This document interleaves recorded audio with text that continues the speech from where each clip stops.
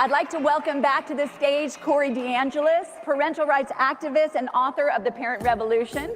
Hey, Ryan, how are you? Great. Aaron With, he is the CEO of Freedom Foundation. I know. And Ryan Walters, former Oklahoma superintendent. Yes, indeed. And now he is the CEO of the newly launched Teacher Freedom Alliance that was just launched by Freedom Foundation. All right. So to kick this off, I think it's good for us to have a little reminder of just how bad the teachers' unions really are, because we also have to go back and persuade our neighbors who maybe have gone back to sleep or they don't really know at all. So let's start with Corey. Corey, you started by sharing up here about the most recent new business items of the NEA, which is one of the top teachers' unions in the country. You shared some of the shocking things. Can you share a few more that they passed? By the way, none of them had to do with improving academics. That should tell you something right there. So yeah. Share a few more with us. I will say these chairs are very comfortable, so great job, Mom. I was almost falling back into it. But yeah, I shared one earlier, but they passed a ton that I leaked onto X. I also shared their handbook, which was 434 pages, and they scrubbed it from the internet. And then I was like, aha, I saved it to the Internet Archive. I gotcha. And then the Internet Archive actually removed it after that. I'm like, how much pull do they actually have? The Wayback Machine actually DM'd me on X and was like, no, this is a mistake. We'll put it back. We'll put it back. After they got called out, it went back on. But they were talking about white supremacy culture, whatever that is. They were crapping on homeschooling, saying that they weren't properly educating kids. I mean, don't throw stones if you live in a glass house. You have places like Chicago that have 55 public schools, 55 of them with not a single kid proficient in math. 0 kids proficient in math in 55 public schools in Chicago, and they spend $30,000 per student per year. But they also passed a resolution at their 2025 annual convention to get around the recent Supreme Court victory that Tina alluded to this morning, Mahmoud v. Taylor, that allows families to opt their children out of gender insanity that's happening in the classroom, allows them to pull their kids out. Yeah. So one last, in their infinite wisdom, they said, okay, well, we're gonna spend $200,000 to not listen to that democratic institution that we call the Supreme Court. We're going to try to get around democracy. That sounds like a threat to democracy to me. It almost sounds like an insurrection.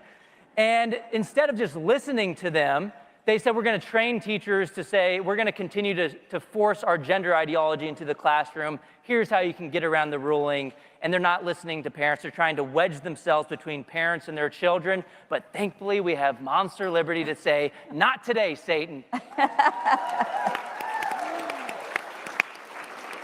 And I do think it's striking that there was nothing about academics in the NEA new business items when right now less than half of our students are proficient in math, less than 1/3 are proficient in reading. Time for them to reprioritize. Well, Deborah, this year they didn't have anything to do with education, but in 2019 I released on X a separate one where they were going to put up for a vote a resolution to realign the NEA's mission to being about education.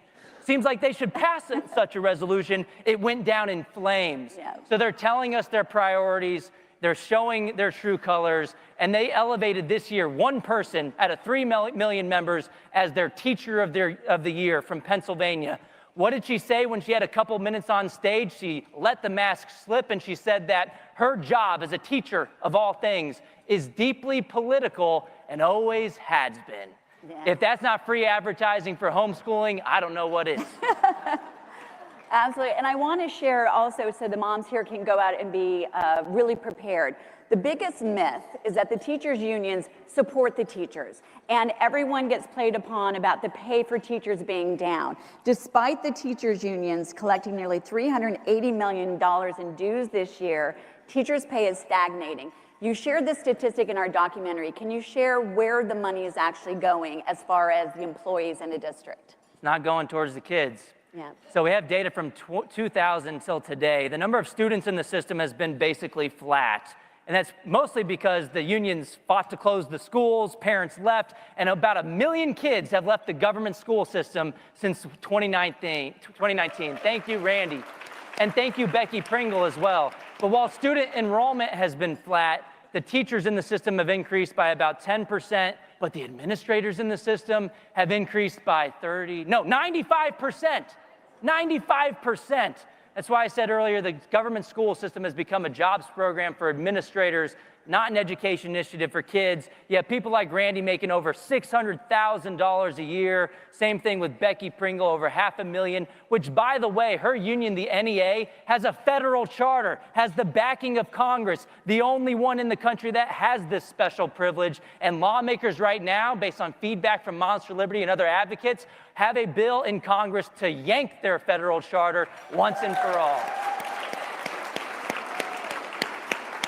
Well, great. One more question before I want to continue this as far as the problems with unions with Aaron and Ryan here. Yeah, I don't want to take up all the time.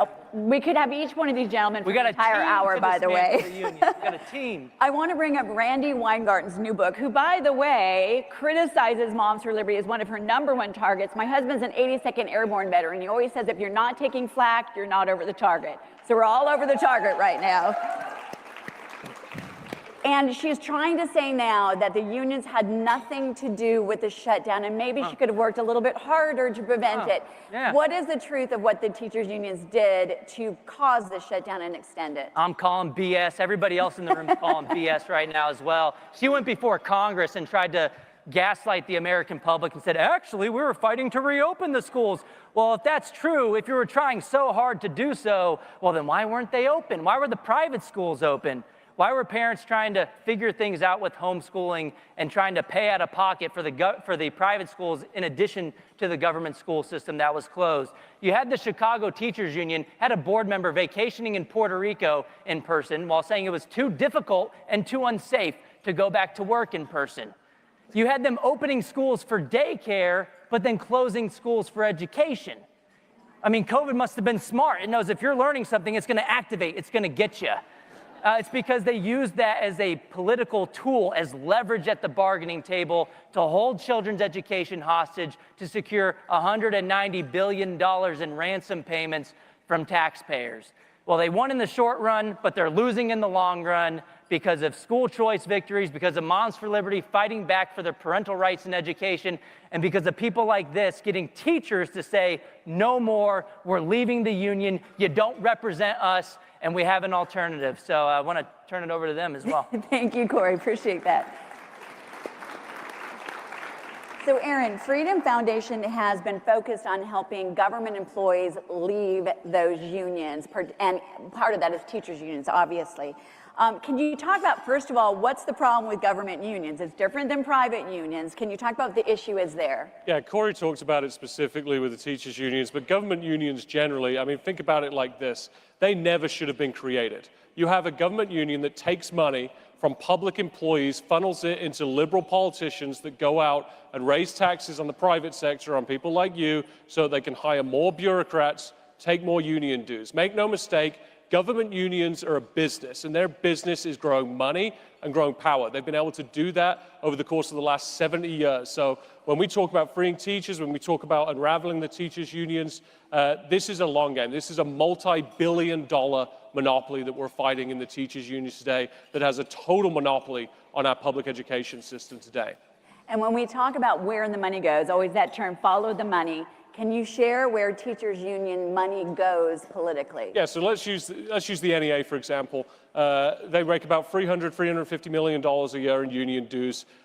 Under 10% of their budget is spent on representational activities. That's money that's meant to be representing teachers. Most of it goes towards lobbying. It goes in political gifts. And guess where the political gifts go? It's not to my friend Ryan Walters when he was running for office. It's going to radical liberal Democrats that will go in and raise taxes like Brandon Johnson in Chicago. And then the rest of it's spent on lavish salaries and benefit packages for their internal staff. So when you talk about the agenda of the teachers' unions, Deborah referenced it, you've got to follow the money. And their money is far less significant in the representing teachers than it is in their political agenda. Yeah, thank you for that. Well, Ryan, not only were you the superintendent in Oklahoma, but you were also a teacher. We're pro-teacher here, pro-parent, pro-student, the golden triangle of education. And I often look at good teachers, and we interviewed so many for our documentary, and it's almost like Stockholm Syndrome. I mean, they are terrorized within their own schools. Can you talk about some of those tactics that the teachers' unions do to intimidate good teachers? No, that's right. You know, to be clear, there's no bigger enemy to parents. There's no better enemy to good teachers, and there's no bigger enemy to this country than the teachers' union. The teachers' union has weaponized its money and its power to try to turn our schools into Marxist indoctrination centers. And they're crystal clear about that. If you're a teacher, you leave the union, we're going to target you. If you're a parent, you show up at a school board meeting, we're going to target you. We will not allow our power structure to move, to change. It's why we created the Teacher Freedom Alliance, to say, teachers, we don't only want you to leave, we've got your back. Right. Go make our classrooms great again. Let's get back to education, not indoctrination. Let's put parents back in charge of their kids' education. You all know, any good teacher would tell you, we want the parents involved. We want the parents to play the most major role in their kids' lives as possible. We've got to get those teachers back in our schools. We've got to get them back controlling what's going on rather than the teachers union and saying, listen, we're here to bring the parents back in and to be clear about what the teachers unions do. You guys see the No Kings protests going on? Did you know that the NEA and AFT are funding those? Yeah. They are funding to fight President Trump. And again, I can't applaud President Trump more for abolishing the Department of Ed. That's great, isn't it? Isn't that awesome? But folks, I also bring you a warning. If you eliminate the Federal Department of Education and don't defeat the teachers' unions, they will step into that power vacuum. They will continue to control our schools. They will continue to attack you, the parents. They will continue to attack any teacher that actually has common sense and wants to just teach math and not DEI and 27 genders. So folks, we have to defeat the unions. Moms for Liberty, thank you for what you're doing for our kids. The fight is going strong, but we have got to continue to defeat these unions. Yeah, thank you for that, Ryan. And a great point to share, and I shared this with a friend, kind of a friend, used to be a friend who's left of center, and they asked about the appearance, the Department of Education, and I said, you know, that was a backroom deal between Jimmy Carter and the teachers unions in 1979.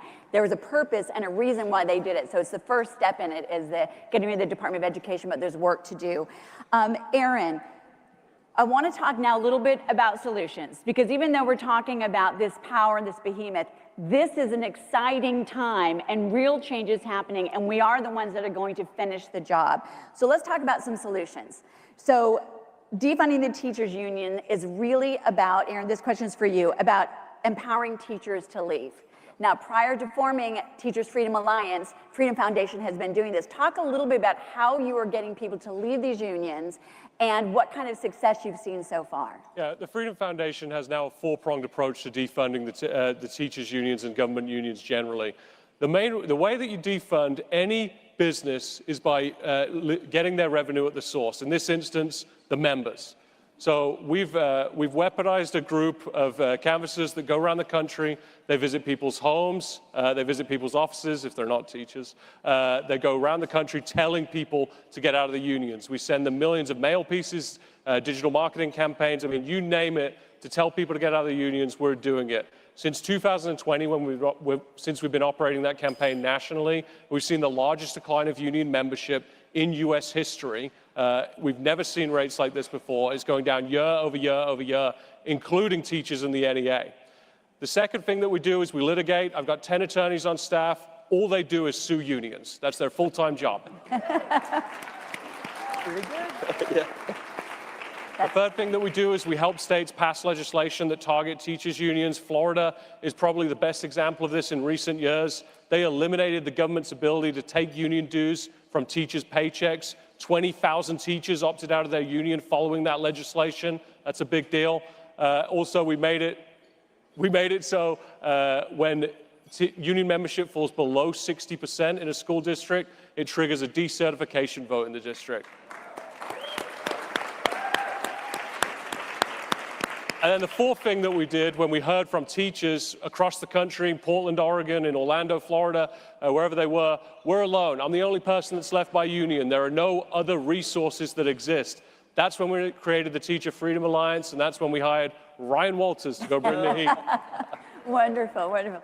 Well, Ryan, you shared a little bit about the Teachers Freedom Alliance. Can you talk a little bit more practically, because it offers so much for teachers, including replacing what they think they get from the union, but in a free way. Can you talk a little bit more about the mission and the actual steps? So what we looked at is very similar to what you all have done with Moms for Liberty. You want to fight back.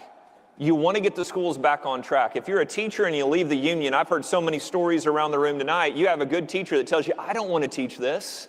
I don't want to do this, but what happens if I don't? What happens if I leave the union? They're going to try to fire me. They're going to try to sue me. I won't be able to get a job somewhere else. So we don't only get teachers out of the union.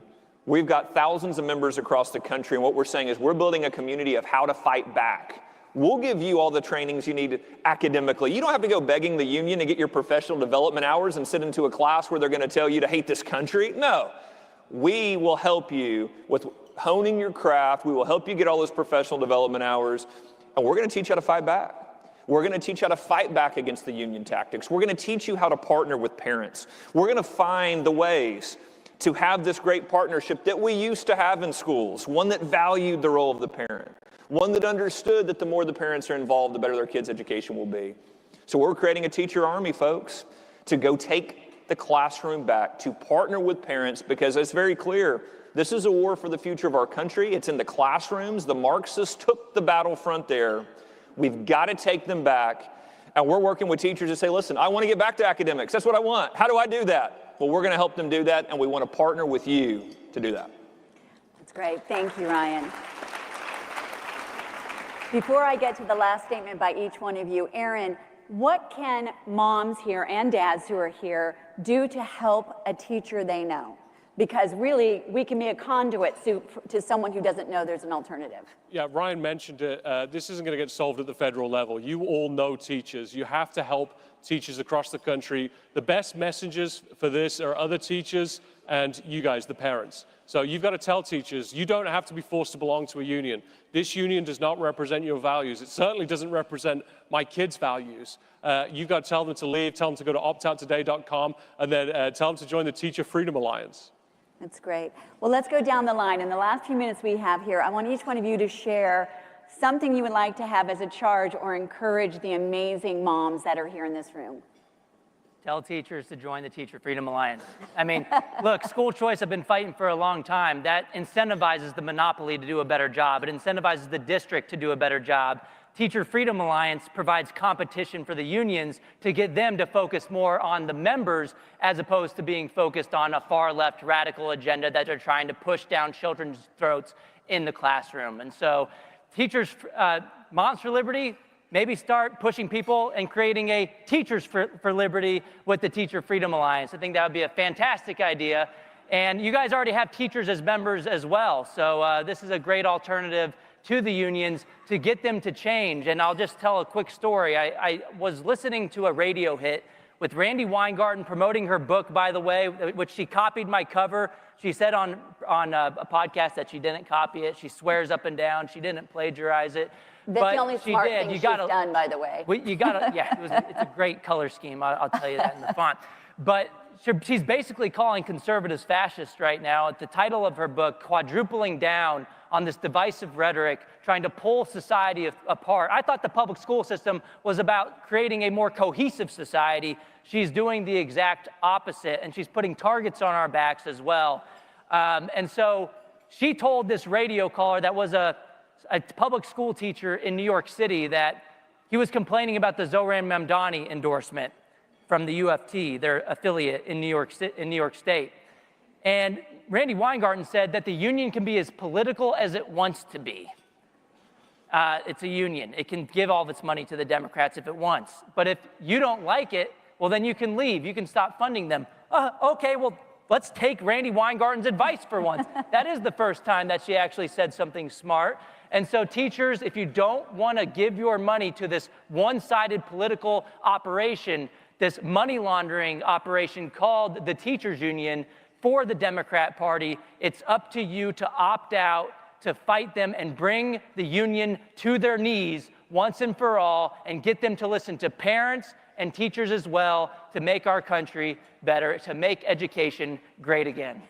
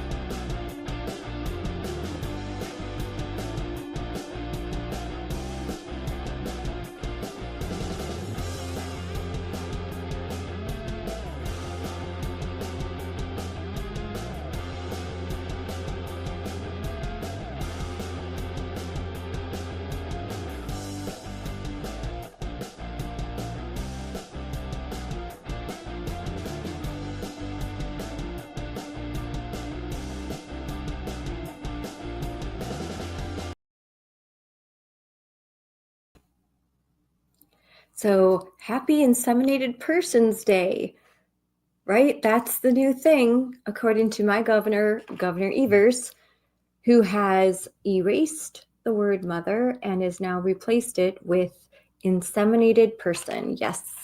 And there's a lot of denial going on. Denial's not just a river in Egypt. I even heard reporting that there are, like, U.S. News and World Report journalists are going around trying to say, like, do you have proof that Governor Evers was changing the word mother into inseminated person in statute? And as they were asking that, they sent over a copy of that statute being rewritten, which I am going to share my screen and post right now, because you should always have the receipts. So I put this on, of course, my X account. And a second.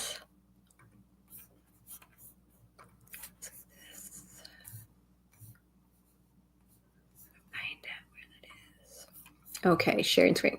Okay, so you can see right here, I posted this on X. First of all, I want to give credit to Representative Amanda Nedweski. And it was she who first discovered that several times in the most recent budget proposal by my Democrat governor, Governor Tony Evers, he had crossed out the word mother and put inseminated person, or person who is pregnant. Again, not mother, not woman, not wife. All of those terms are gone. And if you look close, it says that striked out the word the mother at least 30 times, and the word husband, I believe, 120 times in the 1,917 page document. And here we can see this, the mother, parent who gave birth, father, natural parent who did not give birth. So I'm a parent who gave birth. Yeah. So let's see some other, and you can see here, wife, person, and then man, person who, a man, person who is not the spouse of the person being inseminated. And right here, mother is inseminated person. And you can see this is Assembly Bill 50, Section 3106, page number, everything. So here's the proof. They need to stop lying. Yes, Governor Evers, you really stepped in it. You erased mothers, or you tried to, and called us inseminated persons, persons who could be inseminated, persons who gave birth. We're also persons who bleed, you know, because obviously men can have periods now, right? Wrong. No, there are two sexes, only two, male, female, and only females can give birth. Only females have ovaries and they have a uterus. Only females can experience childbirth and deliver a child.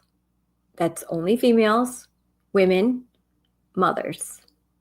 So yeah, apparently he was a science teacher, and no wonder Wisconsin students are not doing so well since he has been in charge, and since State Superintendent Jill Underly has been running education in Wisconsin. The most recent NAEP scores, our kids in Wisconsin, only a third of them can read at grade level. And in Milwaukee, only 5% of Black children can read at grade level.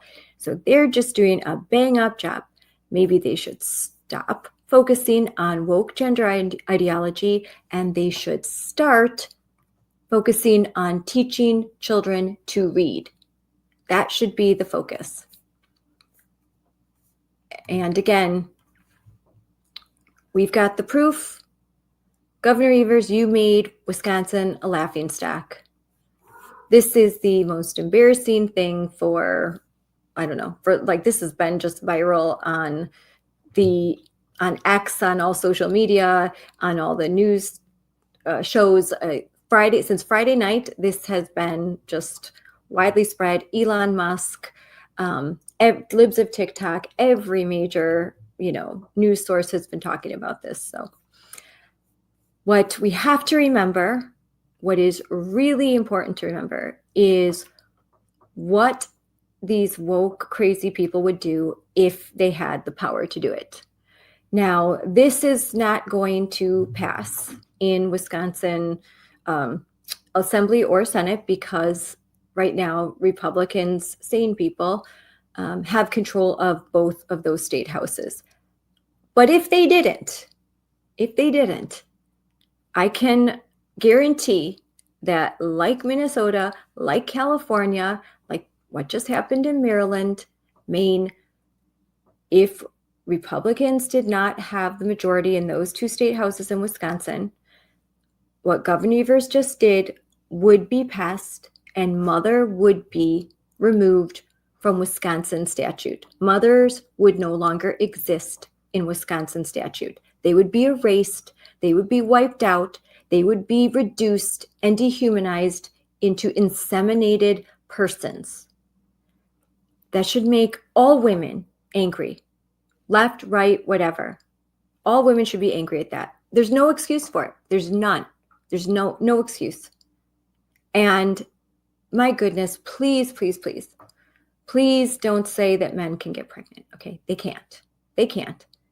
Just because a woman is experiencing some sort of dysphoria and wants to pretend that she's a man doesn't actually make that so.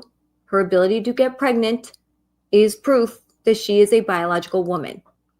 And gender identity is a made-up thing. Okay, like until 5 minutes ago, we all understood there was only two sexes. And yes, there's this rare case of something with intersex. That is, I don't want to even go into that, but that is not the same thing as having a whole nother third biological sex. Okay, that's just not the case. And no one's going to die if we deny them the ability to identify as a tree or a cat or a rock or a unicorn or a biological sex that they are not. As a matter of fact, I think a heavy dose of biological reality will save lives and will, boy, there'll be a lot less stress. I'm so sick of this. I would rather be talking about something else. I mean, this whole like we want to destabilize society thing, can't you just give it a break? Like, come on. Can you just like, I don't know, I don't know what to say. Just stop going on TikTok, stop listening to crazy people, and go get some help and accept the fact that the genitalia you have when you're born is not your sex assigned at birth. It's your sex assigned by God. All right, that's all I have to say about that.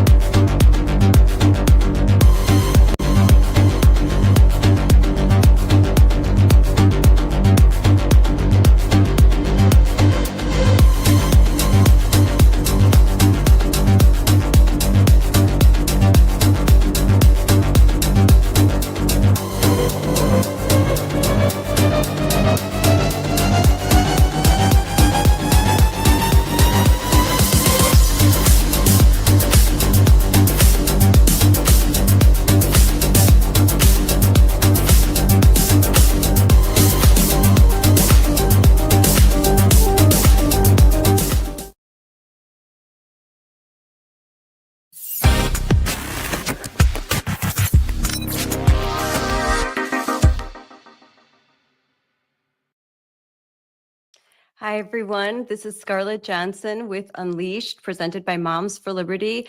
And with me is special guest back on again, former Oklahoma State Superintendent and now CEO of the Teacher Freedom Alliance.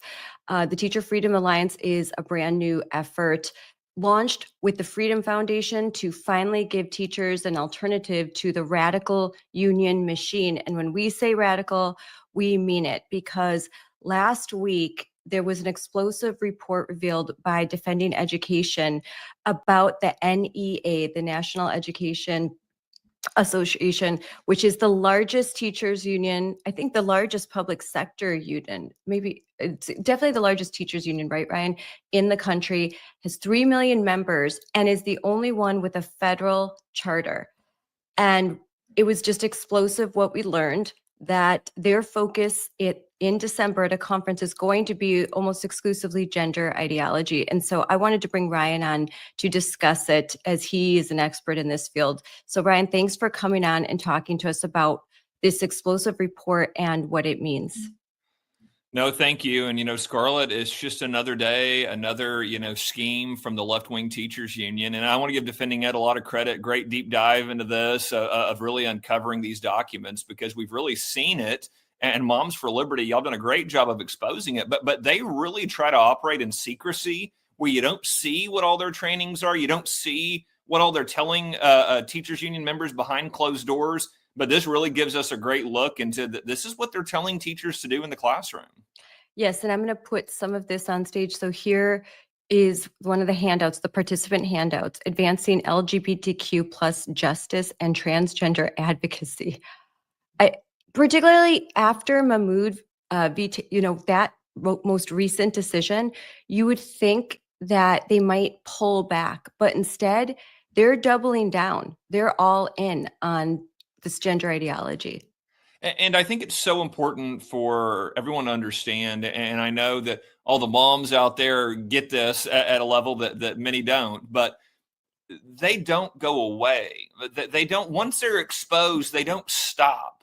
They continue to find ways to inject this in the classroom, because again, this is their ideology. Frankly, it is their religion. They believe that promoting transgenderism in our schools, promoting every left-wing advocacy is really their role. You hear Randy Weingarten, and frankly, she's been more open about this than she has in the past.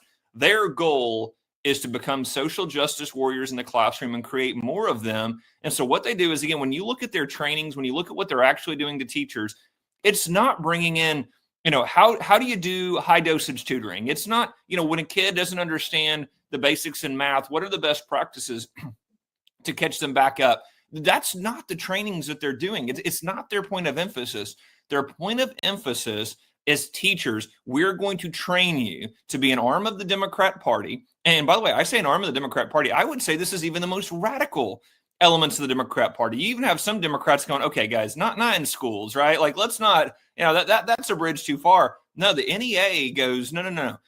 Our role in our schools is to indoctrinate the next generation, to win elections, and to continue this power structure and turn this country further left. And so you see it here in these documents. Again, there's not reading, math, history, science. That's not what we're talking about here. We're talking about them saying, we're going to teach you how to advocate for transgender ideology, kindergarten all the way through high school. How do you start making kids at the youngest of ages believe this is acceptable, start buying into these lies about changing gender, all the way up through high school, and then pushing this content. And again, you see, when this is partnered with what's going on in higher ed, we know how bad the college and university system is with Marxism. I mean, these kids don't have much of a shot once they enter in this line of indoctrination, starting off you're looking at kids as young as 3 and 4 that start having this injected on them all the way up into their 20s. That's nearly 20 years of indoctrination we're talking about here. Yes, they bring in images of the gender unicorn, where they talk about gender expression, gender expansion. And the gender unicorn is a cartoonish character meant for preschoolers 3 and 4 years old. They have a pronoun guide. That's the first thing you see. This is a guide for NEA leaders, members, and staff to better understand and use pronouns in a respectful way at all NEA meetings and communications. So they're talking about how they're going to force the members to use pronouns. They're going to force teachers to and educators to compel. They're going to compel speech. And that's in spite of a recent decision, a federal appellate court decision in Ohio, again, with Defending Ed, specifically said that they could not compel the speech of teachers, and these teachers are going to get a huge settlement. They still don't care. They're still like, well, we're going to compel the pronoun use.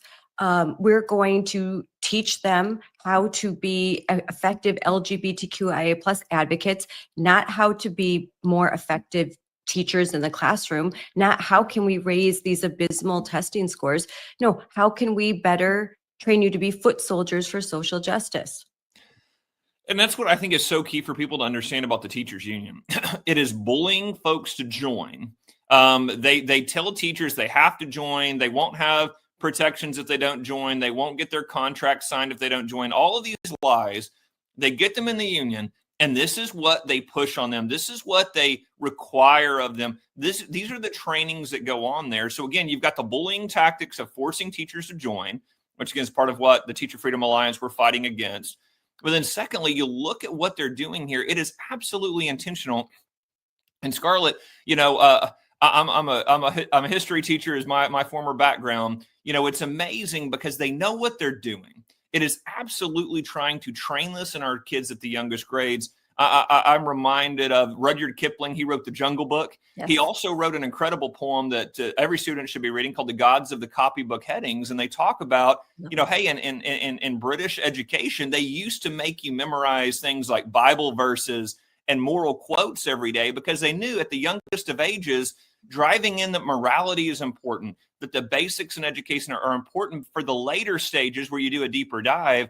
And then in that poem, they warn about, well, if you teach them the wrong lessons at the earliest age, you're actually sending them on this really terrible path. And you're seeing that play out here. So again, they know what they're doing. They know what they're doing is conditioning kids from the earliest ages to be obsessed with sexuality, to be obsessed with being gay or lesbian, being obsessed with transgenderism. So then when they get older, they can push this ideology even further. And you continue to see in this breakdown of documents, it starts with the unicorn pushing sexuality and homosexuality at the earliest grades, and it gets even more aggressive as they get older. Yes, they supply the Cornell University Transgender Guide to Transitioning and Gender Affirmation in the Workplace. This is just crazy. This is insane. And they use that you're a former history teacher. In the cover, they use words like liberating, inclusive and liberating, referencing liberation, like the liberation movement and liberation ideology. There's liberated ethnic studies. It's a new form of history in which we don't actually teach kids any history. We teach them about oppression. We teach them, the history through the lens of like Howard Zinn. So what? Maybe you could enlighten about this whole liberation ideology and liberated ethnic studies and how it's so corrosive. I'm glad you brought that up. Again, Scarlett, you know all this frontwards and backwards, but to tell your audience, as a history teacher, to give you some context here, the most prominent history book in American schools, K-12 and college, was a book by Howard Zinn called The People's History of the United States. And what that book was, it was basically a total reversal of the way, 30 or 40 years ago, if you went into a K-12 school, you were going to be taught about the founders, right? You were going to be taught about these values that they believed in, the principles America was founded on, the Declaration of Independence. What did that mean? What was different about the American experiment as compared to Europe, as compared to other places around the country? That is not Howard Zinn's history of America. Howard Zinn's history of America is that America is a terrible place, full of oppression. It's not redeemable. It's not valuable. We have to look at it from the lens. And again, it's critical race theory. Everything is bad. Everything is about oppression. Everything is about slavery. Everything is about America wanting to gain in power at the expense of different people groups. So that's what your kids, that is what this next generation has been reading in schools. Again, it's a very different view of history. And again, to your great point there, what they do is they take terms like liberate, they take terms like freedom, they take terms like individual rights, and they morph it into all about sexuality, homosexuality, transgenderism. That's not what was being talked about in the 17 and 1800s in America. You're not going to find that in Jefferson's letters. But what they do is they warp American history into being this very anti-American view. very much in America is always the bad guy. Most Americans were bad. And then they shifted into really what these terms are about, or should be about, is about sexuality, transgenderism, when in reality, that wasn't part of these discussions at all. You're not going to find that in the Federalist Papers. You're not going to find that in history. But that is what they have done to indoctrinate the next generation moving forward. They're not going to be learned. They don't know what the Federalist Papers are, but if you looking at right now, I have on screen the National Chicano Moratorium. This is an example lesson plan of liberated ethnic studies. This would be what an incoming freshman would learn. And it says the purpose of this lesson is to bring about a critical historical consciousness of the national Chicano movement.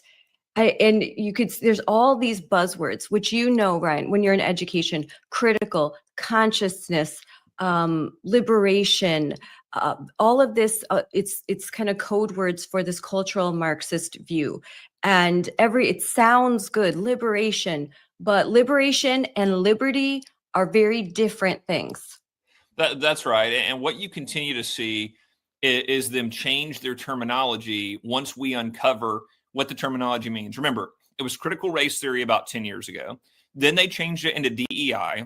Now they're changing it into inclusivity and liberation. So what you continue to see is the left playing word games to try to keep parents in the dark of, oh, no, we don't do critical race theory. No, we don't do DEI. No, look at the lessons themselves. It's the same content. America bad. America's always the evildoer in these stories. And again, they continue to promote this victimology in the classroom of, hey, if you're a student that's a minority, if you're a female, America is out to get you. And that is very, first of all, it's wrong, right? Number two, it's very detrimental to your kids, because again, if your kids grow up believing that this country has always been at war with them or fighting them or attacking them, they're not obviously going to be patriotic. They're obviously not going to love this country. They're obviously not going to have an understanding and a love for the principles our country was founded on, which history shows us have led us on the path to be the greatest country in the history of the world.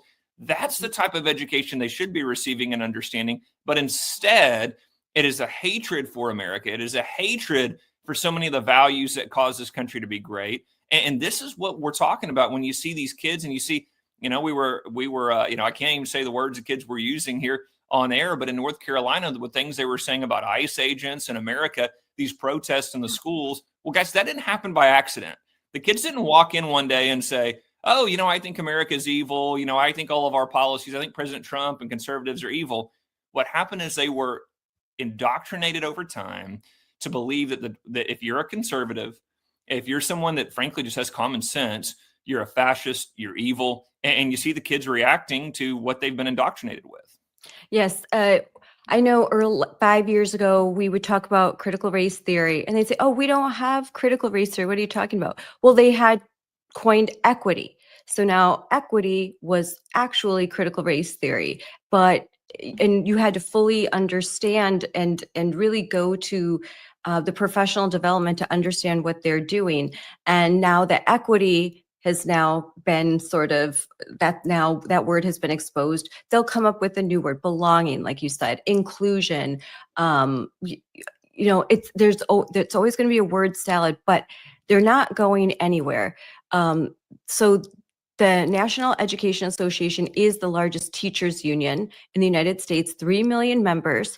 This summer, Becky Pringle gave a keynote speech, in which she looked like she was about to start dancing around with a snake, like snakes. It was like a tent revival for like a religious tent revival. That's what it looked like to me. She was screaming, like she had the vapors.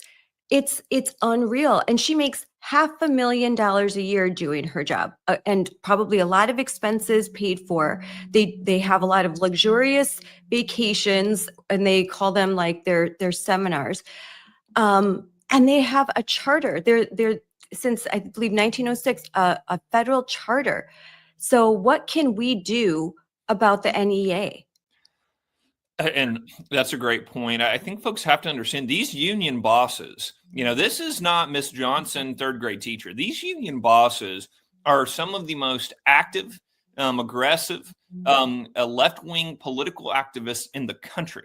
So when you look at folks like Becky Pringle, when you look at folks like Randy Weingarten, again, these are not your classroom teachers. These are union mob bosses that are there to push an agenda, that are there to organize an army by force, by the way, and then utilize them for their ends.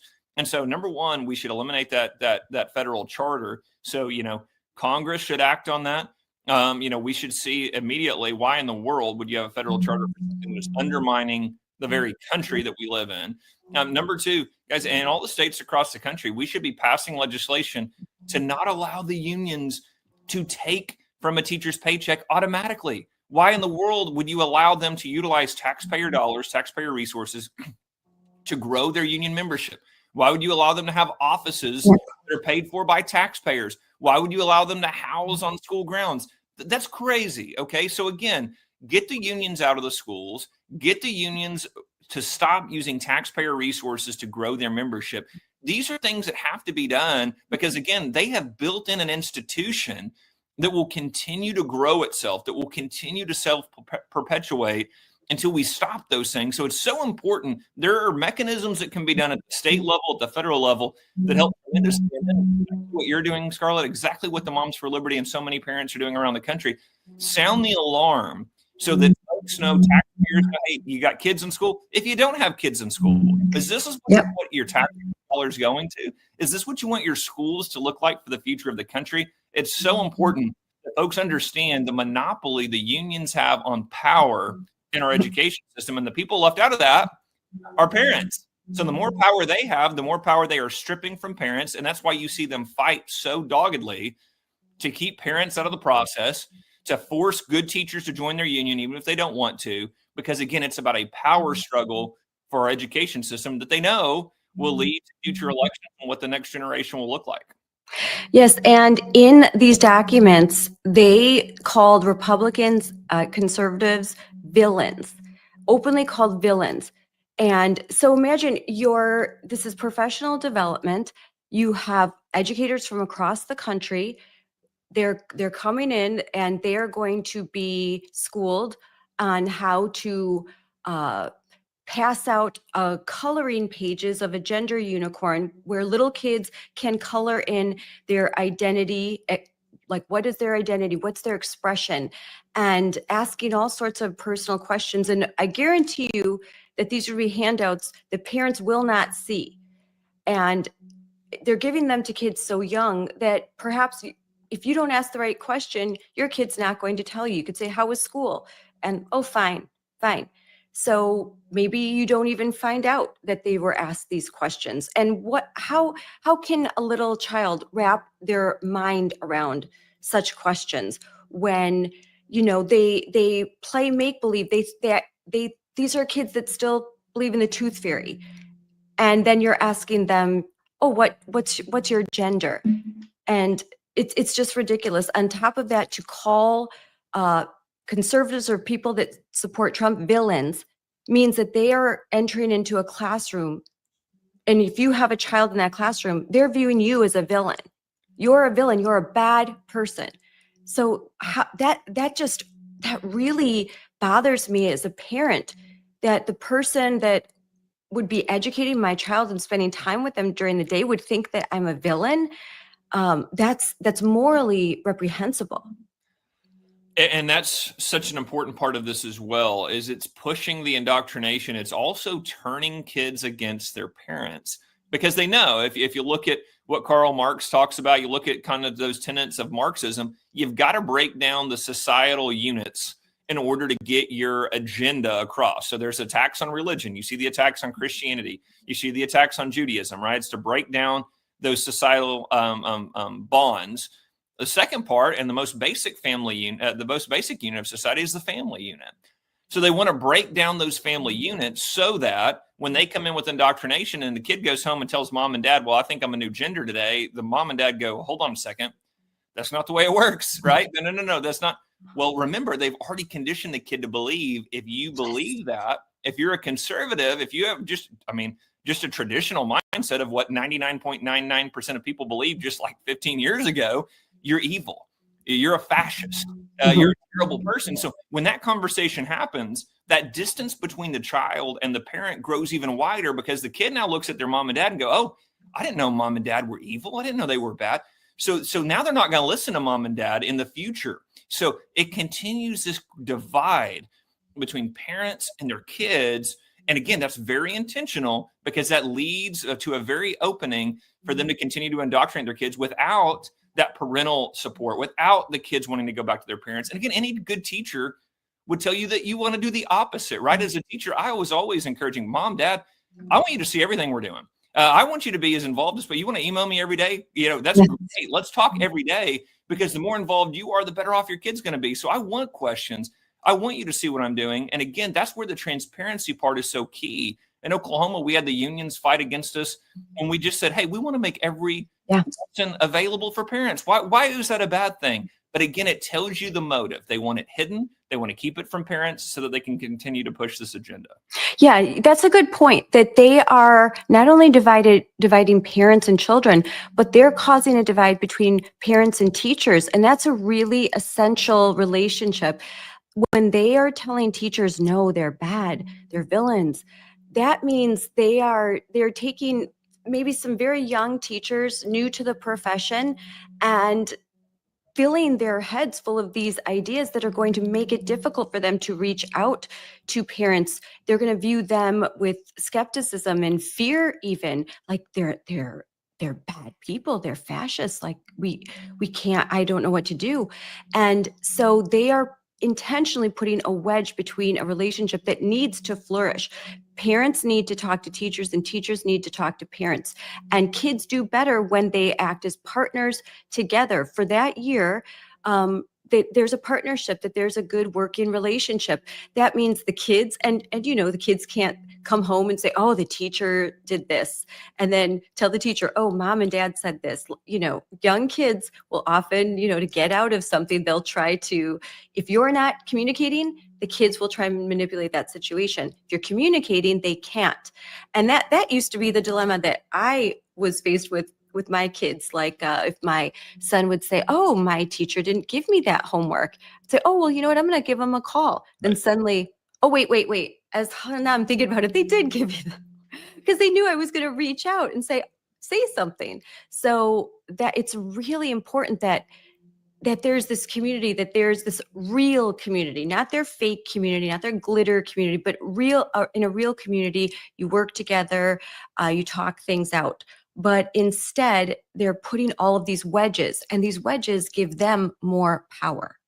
That's exactly right. And again, think about when they're talking to teachers and they're telling them to view these parents as fascists, as evil, what they're wanting that teacher to view the parent as. It's somebody, if you really believe that somebody's a fascist, would you trick them? Would you manipulate them? Would you hide things from them? That's exactly what they're wanting the teachers to do. So they're saying, listen, these are really bad people. Okay. So here's what you need to do. Don't let them see what you're doing in the classroom. Sneak it around them. Don't get a relationship with them. It doesn't matter what they think. As a matter of fact, they're an enemy to the work that you're doing. Mm-hmm. So when they build that in with teachers, with their union membership, it is one of the most detrimental things you can do for a kid, is driving them against their parents and then having the parents out of the process. I mean, again, we want parents involved in the process. If you're a good teacher, hey, I want the more parents are involved, the better off the kid's going to be. First of all, just health-wise, just as a better life. But academically, you want that parent to know exactly everything that's going on. But again, they break down those fundamental. I mean, think about this. Education is always really three parts. You got teacher, you got student, you have parent. Okay, it's kind of like this little triangle, right? All three need to be involved. All three need to be engaged. All three need good communication. You do that, you have good curriculum. Kid is really set up for success.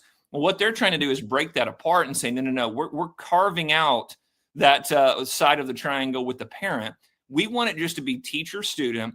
And what we want is our teachers to push this agenda. So that third leg there of the triangle, we want that knocked out. We want you to view them in this negative light so that we don't have to deal with parents anymore. We don't have to be checked on our ideology.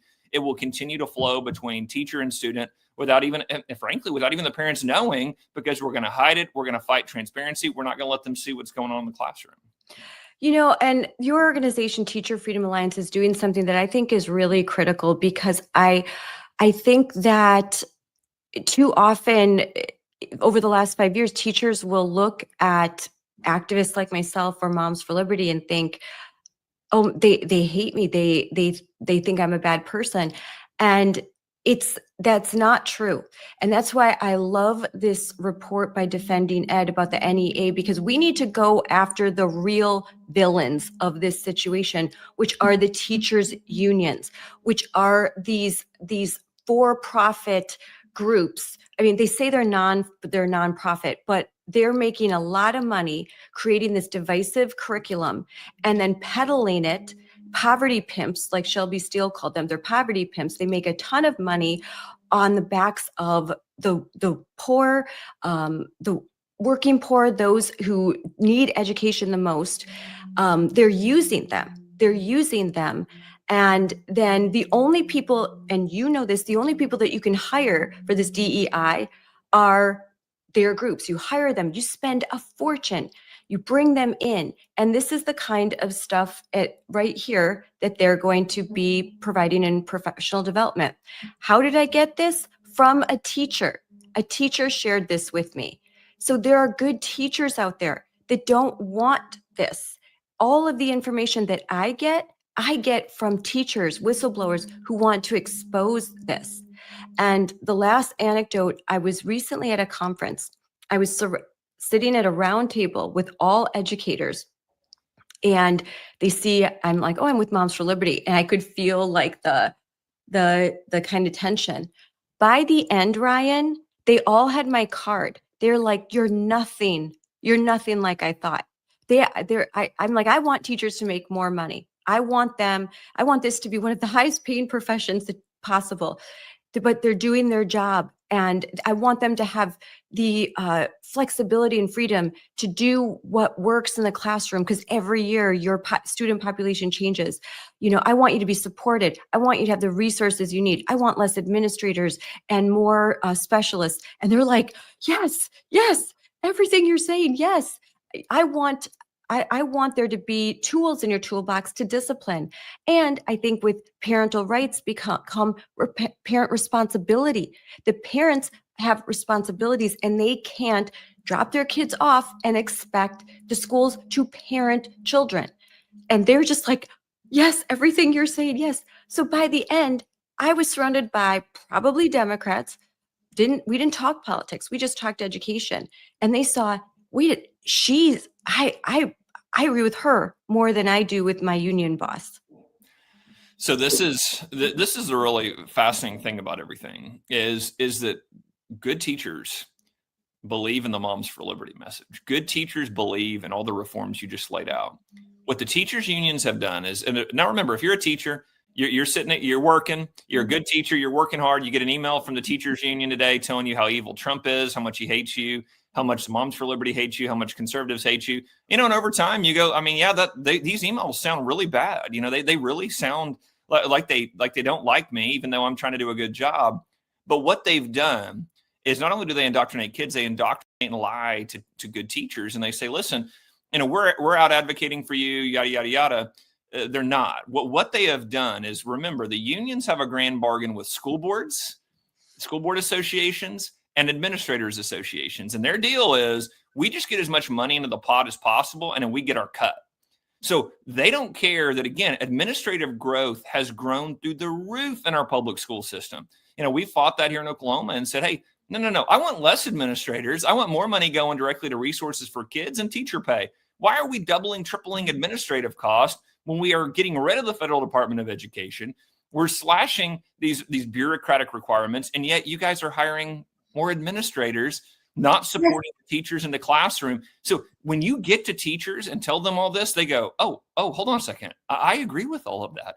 And that's what's so important about the work we're doing at the Teacher Freedom Alliance is we've got thousands of teachers from all over the country that are going, sign me up. That's exactly what we want for the kids. It's exactly what we want for the classroom. So their eyes are open to, guys, the unions are not fighting for the things that you want. They're actually just fighting for their own power, their own control. The reality is, conservatives, the message that we have for education, it not only benefits kids, it not only benefits parents, it actually benefits good teachers as well. That is the big lie that they have pushed, which is that, Moms for Liberty, conservatives are anti-teacher. No, we're not. Well, we support good teachers. We know that good teachers in the classroom make all the difference in the world for our kids. What we are fighting against is a left-wing power structure that is lying to good teachers, that is manipulating the education system, and that is indoctrinating our kids. And how many public school teachers feel about public education when you discover that so many of them send their own children to private school or to church a lot. One of we have school board members that don't claim they don't like Moms for Liberty. Their kids all go to Catholic schools. They're sitting board members in my district, and their kids go to private school because they know, they get it. Yeah, they know what's going on. Let me give you another big lie they love to push on teachers. We fight for school choice because we go, look, if a parent wants to send their kid to a public school or private school or homeschool, that's great. Hey, parents, you know best. Let's let you decide. They tell teachers this is going to ruin you, your salary, everything else. And I'm going, guys, let's just take a step back. So if parents get to choose wherever their kids go to school, do you know what the number one thing a parent looks for in a school? They look for, how good's the teacher, right? Like, I want to trust the teacher. I want a good teacher. I want to make sure that when my kids go to school, they have a good teacher. So guess what that means? Good teachers, you're valued more in a system where parents decide, because parents don't want bureaucracy. Parents don't want more administrators. Parents don't want a left-wing bias to everything their kids get. They want a good teacher. So the more that you give parents power and control and protect parents' rights, the more teachers are actually valued in an education system. The reason that you see good teachers undervalued in the education system now is because of the left-wing bureaucracy that is just built in to grow their own power. It's not to improve education. If it was, they would value the teachers more. If it was, you would see things like merit pay for good teachers. You would see things like bonuses when you hit certain academic indicators. You would see more, but that's not what they value. They value power and control. So they actually are working against your good teachers in your districts. So there's a lot of reform that needs to happen. When you're talking about administrators in my own school district, we had gone from, when I was running for school board, I think I had found that we had doubled the size of administrators. And in fact, the year that I was running, we gained 3 administrators, lost 6 full-time teaching positions. So 6 teachers had either retired or they moved, and they were not filling those positions, but they added 3 more administrators. So so in a way, they're taking advantage of a situation where there's a retired teacher, and so they're at the top of their pay. They get rid of them and they hire another administrator, and now they're just bringing on part-time. So there's all sorts of schemes that they're doing where they don't have to provide full benefits and stuff. So it's understandable that there are teachers that are like, that my pay is not going up to the inflationary rate, but there are administrators that are making 6 figures. And it's really, if we can just talk to them and tell them, take a look, like, why are we so top heavy? Why don't you have the reading and math specialists? When an equity team will come through a district, oftentimes the first thing that they will get rid of, math specialists, reading specialists, gifted and talented programs, and special ed programs. And instead, they will use the equity framework, and you'll bring in DEI consultants that will tell a teacher, now you have to wear all those hats. Now you are a special ed teacher. You are a gifted and talented teacher. You are a general ed teacher. And that is why there's so many teachers leaving the profession. It's not because of Moms for Liberty. It's because under this current scheme, teachers have to take on more responsibility. Their pay is not rising to that responsibility. They remove all the tools in their toolbox to effectively govern their classroom. So they can't discipline at all. There's nothing they can do. Their classroom, they have one child that's causing problems, and there's absolutely nothing that they can do. Or, because the state bureaucracy, and how that, you could talk about that. And then, so they're like, why am I even doing this anymore? So we're losing good teachers. The unions try and blame us, but really they need to look in the mirror. They are the reason why. That's right. I mean, in our schools now, we hire more non-teachers than teachers. Think about how absurd that is. What is the point of a school? The point of a school is to help educate kids, right? It's to bring in teachers that partner with parents that help them with math, reading, history, science, right? That is what the school is there to design to do, is to bring in these specialists, these teachers, to help educate kids. So why do we have more non-teachers in our schools than teachers? Now what an administrator and what a lot of these folks claim is, well, it's bus drivers, cafeteria workers. No, it's not. Okay. No, it's not. The reason you're seeing more non-teachers than teachers hired by our schools is because you've got DEI offices, because you've got assistant to the local superintendent. Think about this. You have a superintendent, assistant superintendent, deputy superintendent, vice principal, blah, blah, blah. You go through all these administrative positions. They've created deans of students. You start looking at this going, hold on a second. Just a few years ago, none of these positions existed. So what you continue to see is the growth of the DEI bureaucracy that has ballooned in school budgets. So instead of hiring good teachers, instead of paying teachers better, instead of to your point, you look at programs like Gifted and Talented, special education. Instead of getting more folks involved in those type of programs, it's more administrative staff, more bureaucracy, more DEI offices. That is what they've done with taxpayer dollars, not improve the classrooms. And frankly, the problem isn't about money. We have plenty of money in education. The problem is the way the money is spent in education. It is not spent in a student first mentality. It is not spent on what's best for the kids. It's spent on what is best for the administrators and the unions. And that's a fundamental problem in our schools. This gives me the opportunity to talk about something that I posted on my personal account. I'm trying to find it, but I exposed something that happened in Madison, Wisconsin. So they just passed last year a $500 million referendum for buildings, and then $100 million for operational costs. And so they wanted a new logo. So they hired a firm in Kentucky. They didn't even hire a local Wisconsin firm. They hired a firm in Kentucky to create a logo. The very next day, someone gifted them a logo. And they're like, oh, great, we'll use this logo. They still wrote the check for $100,000 to the company they hired to create a logo because they signed a contract they could not get out of. This was fun money to them. It's monopoly money. $100,000. They didn't even blink an eye. They spent that money without even going to, they didn't have a discussion about it. They didn't talk to the community about it. They have so much money, they don't even care how $100,000 was flushed down the toilet. How many that could have hired two specialists, Yeah. two part-time specialists to come in, or one full-time teacher.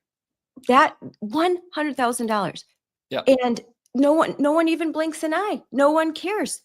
And this is why they don't have business degrees, these administrators. They don't know what they're doing.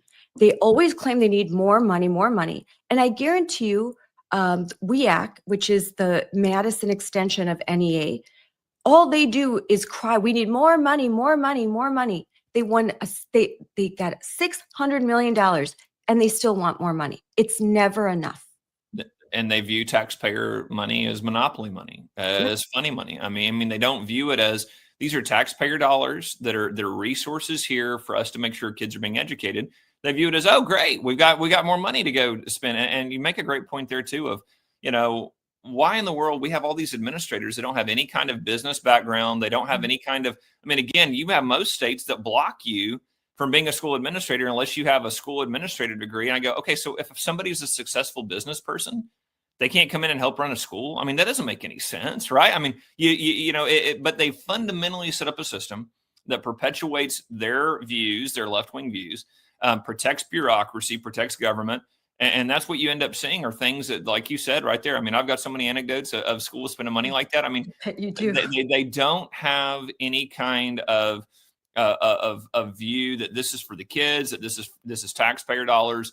It is a view that we've got the money, so we're going to spend it how we want. So, Scarlett, I really appreciate you having me on and talking through all of those things because, again, I think it's so fundamental that there's an understanding that that's how broken the system is.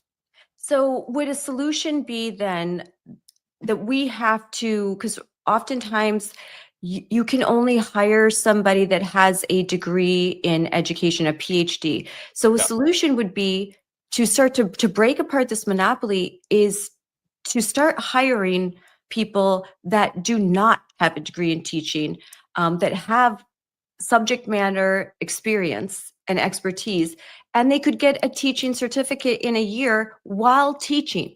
They could go in, if you were a biologist, now you're, let's say, you're 60 and retiring early, want to give back, hey, come on and teach biology.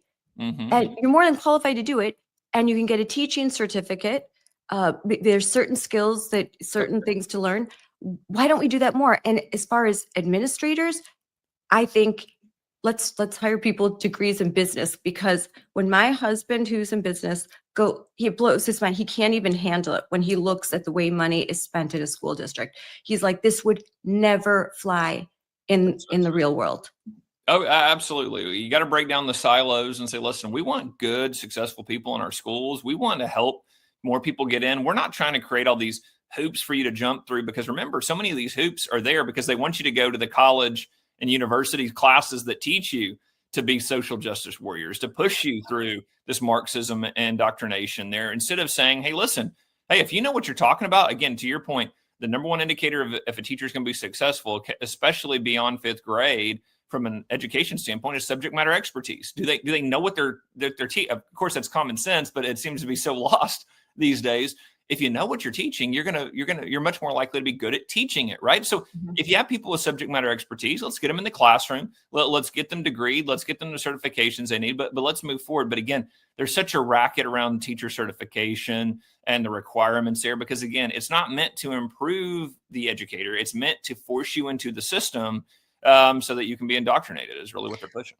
And what if you're a mom like me, you've raised your kids, maybe encourage them a program that says, we'll pay for you to get go maybe a year, 2-year program and go and become a teacher. Go teach in kindergarten. That can be your act too. You know, you've already raised kids. You can have, like, why don't you come and work for us? You know, you probably have a bachelor's degree in something. I think to really encourage that, to go after those that have already raised kids and have a lot of life experience and bring that into the classroom. No, that's exactly right. Well, that is invaluable experience. You can't get a better experience than raising your own kids, or than understanding, what kids need, to understand how kids develop. And so, yeah, no, look, I mean, that's part of what you see from an establishment in academia that try to do this view of only we know, we have this kind of knowledge, nobody else no. Parents get it better than anybody. So again, the better we are at getting more parents involved, whether it's directly, like you said, a pathway to being a teacher, or just involved in the classroom in any capacity, the better off the kids are going to be for it. There's nobody that loves their kids, understands kids better than parents. We should be doing more of that, not less of it. And I know you'll have to go soon. So 2 last questions. Does your organization provide professional development for teachers in lieu of this kind of NEA funded professional development, where you'll get to sit through 2 days of basically a struggle session where you're going to have to fill out, literally they give the teachers these coloring materials. You have to color pages about gender. I mean, it's really just kind of insulting what they're doing to educators. And to what are some of that? I see the Trump administration. What are some solutions to all of these problems that we are talking about? And how is the Trump administration offering some of those solutions? Yeah, the first part, absolutely. We offer professional development. It's actually focused on academics. It's actually focused on what parents want for their kids, actually focused on good teachers. Revolutionary. Right. And we're actually transparent about it. You can go online. Hey, we post them. We're posting on our social media pages all the time. Hey, look at this clip from our PD. Look at this clip. Here's the information. Because again, we want to be transparent, but we also want to make sure that teachers are getting the trainings that they need, that are necessary for them to be the best teacher they can be. So again, we actually focus on academics. We actually focus on student growth. We actually focus on the things that our kids need and good teachers need. And look, President Trump has done a tremendous job. Eliminating that federal Department of Education is huge. Don't forget that is the teachers union's number one ask back in the 70s, was we want a federal Department of Education so we have a government bureaucracy to push our agenda. So him taking that away, that fulfilling that promise that Republicans have made now for decades, is huge. And the other part is their continued push to get our schools back on track on a focus on academics, away from this left-wing nonsense. I know that the Trump administration is always looking for ways to get our schools back on track so they continue to fight for things like school choice, parents' rights, and eliminating that federal Department of Education is a huge part of that. And by when even eliminating, so that people know that they're moving these departments, they're not just slashing and your kid's not going to be able to get a college loan. They're moving things into other departments where they belong. So they're taking the budgets, they're taking the programs, and they're just moving them into other agencies where there's a better fit, where they won't be the influence of these unions. Because I just had a talk with someone, oh, they are eliminated. I'm like, they are removing some things, some programs, like they just got rid of a health clinic that was in the Department of Education that saw it's like they're saving $500,000 a year, and it was open for maybe 2 hours a day, a few days a week, and as of the last fiscal year had seen 60 patients, could provide no prescriptions. It was like, why is it even there? What is this clinic? And they're eliminating some waste. They're eliminating waste and grift and fraud, but they're moving essential programs into their rightful category. And outside of an agency that was Marxist and left-wing to its core. So again, even when you had programs that people may support, they were funneling them through an agency that shouldn't have existed and that were a bunch of left-wing activists. So taking that apart and going, no. If this program wants to continue, if we think it's a valuable program, that's fine. But we're not going to funnel it through a Marxist Department of Education. We're going to sit here and say, look, college loan, this is the process. You're not going to funnel it where you have an agency that's constantly putting all of these left-wing, DEI processes onto what's going on. To your point, growing way outside of academics. No. Whatever programs we have are going to be very specific, very targeted, and very focused, and very transparent with the public, not run through an agency that is a track record for undermining parents and promoting Marxism. Yes. The best chance for success, red state, blue state, is going to be local control. No. As long as it's in the federal government, there's no hope. You're at the whim of whoever's elected. And look, even President Trump, even with the mandate that he was given, and that having control of the House and Senate, it is so difficult to move a bureaucracy. It's all Title IX, all of the executive orders and guidance is ultimately laying at the feet of the Supreme Court because they just refuse. I mean, this entire presentation from the NEA is illegal in at least half the states in this country by state statute, and I believe illegal, period, because it's violating federal law. But they're still doing it. They're still doing it, and they have to be stopped. And so before you go, I'm going to share the screen of your organization. This is a great organization, 100% needed, because we need to start building the bridges with our educators, coming up with better solutions, free market solutions, innovative solutions for teachers and for parents so that they have more choice. That's right. And we're unapologetically, we're pro-parent, we're pro-America, we're pro-conservative traditional values. Look, that's what we're going to promote. That's what's best for our kids, is what's best for education. So yeah, anybody out there, join up. You don't have to be a teacher to join up. We want parents, taxpayers, help support the mission to get our schools back on track by making sure we've got good teachers in our schools. Teacherfreedom.com. We're going to continue to grow. We're going to continue to fight back against the radical union membership, and we're going to continue to partner with parents. We know parents know best for their kids. We're unapologetic about that. We know that that is key to a great education system. And so we're very excited to do the work and to work with good teachers, parents, and taxpayers across the country. So thank you for having me on, and I appreciate the shout out for the organization. Oh, thank you for coming on. I'll have you on more. That's great. It's great because you have so much experience, and this is such a good organization, and it's off, because otherwise we could sit and talk and, oh, this is terrible. And then at the end, you're like, okay, call to action. Well, go to your school board meeting. You should do that, run for school board, all of those things, because local, but here are some solutions. If you have a teacher who you even think might be an ally, just give them this information. Tell them there are some options for you. Check this out. Listen, you don't have to say a word to me. You don't just go check it out, because you might see something that you like. And I just hope we can get the word out that Democrat, Republican, Independent, this doesn't matter. This is too important. We have to save education in America, because we are in a crisis. We are in a crisis when graduating seniors cannot do second grade math in America. This is crisis time. Yep, that's right. All right. Thanks, Ryan. Thanks so much for coming on. And I will share some more information in the comments. Thank you for having me. Bye. That was a great conversation with Ryan Walters of Teacher Freedom Alliance. It's clear that the crisis in education is not accidental. It's been engineered. And those orchestrating it, well, one of them is the NEA. The NEA is not failing. It's actually doing what it intended to do. And that's the scary part. And that's why Moms for Liberty is here and why we're rising. Because when the most powerful union in America turns its back on children, moms have to come forward. This isn't left versus right.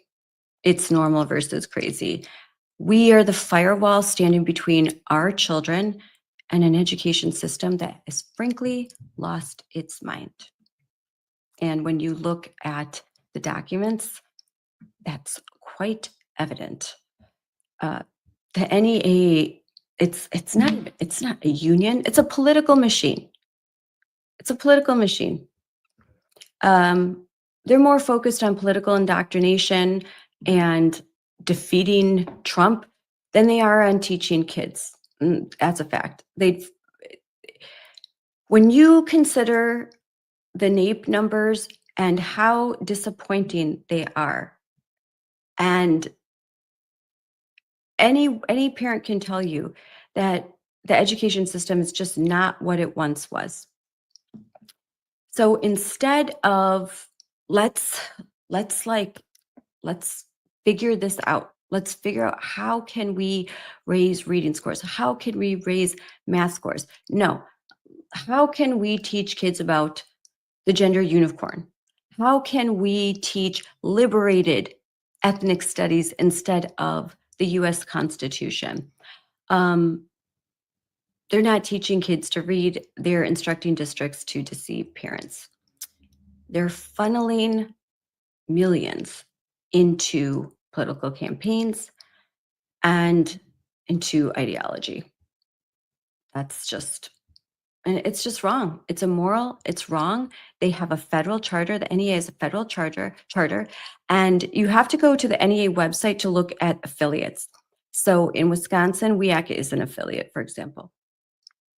And understanding that even if you live in a state where they can't compel union membership in Wisconsin because of Act 10, which, by the way, because of what's happened with our state Supreme Court, Act 10 is in a very precarious position, and Act 10 was a monumental legislative act from Governor Scott Walker's, and this was 2010. He was recalled, but successfully won against a recall. And it was all about destroying the power of teachers' unions in our state. But even still, we have affiliates of the NEA, and unions get involved in elections. There will be inevitably some union members in your school district. They will hand out pamphlets. They will put pamphlets into the mailboxes of other teachers about who to vote for. They funnel money into campaigns. They have preferred candidates. They recruit and train candidates, all of the above. So that's why we need Moms for Liberty. That's why we need the Teacher Freedom Alliance. That's why we need Defending Ed. That's why we need so many of the parental rights groups out there. I just had a great live stream with members of some of the strongest local parental rights groups around the country in Colorado, Illinois, California, everywhere. So we have to join together and fight this.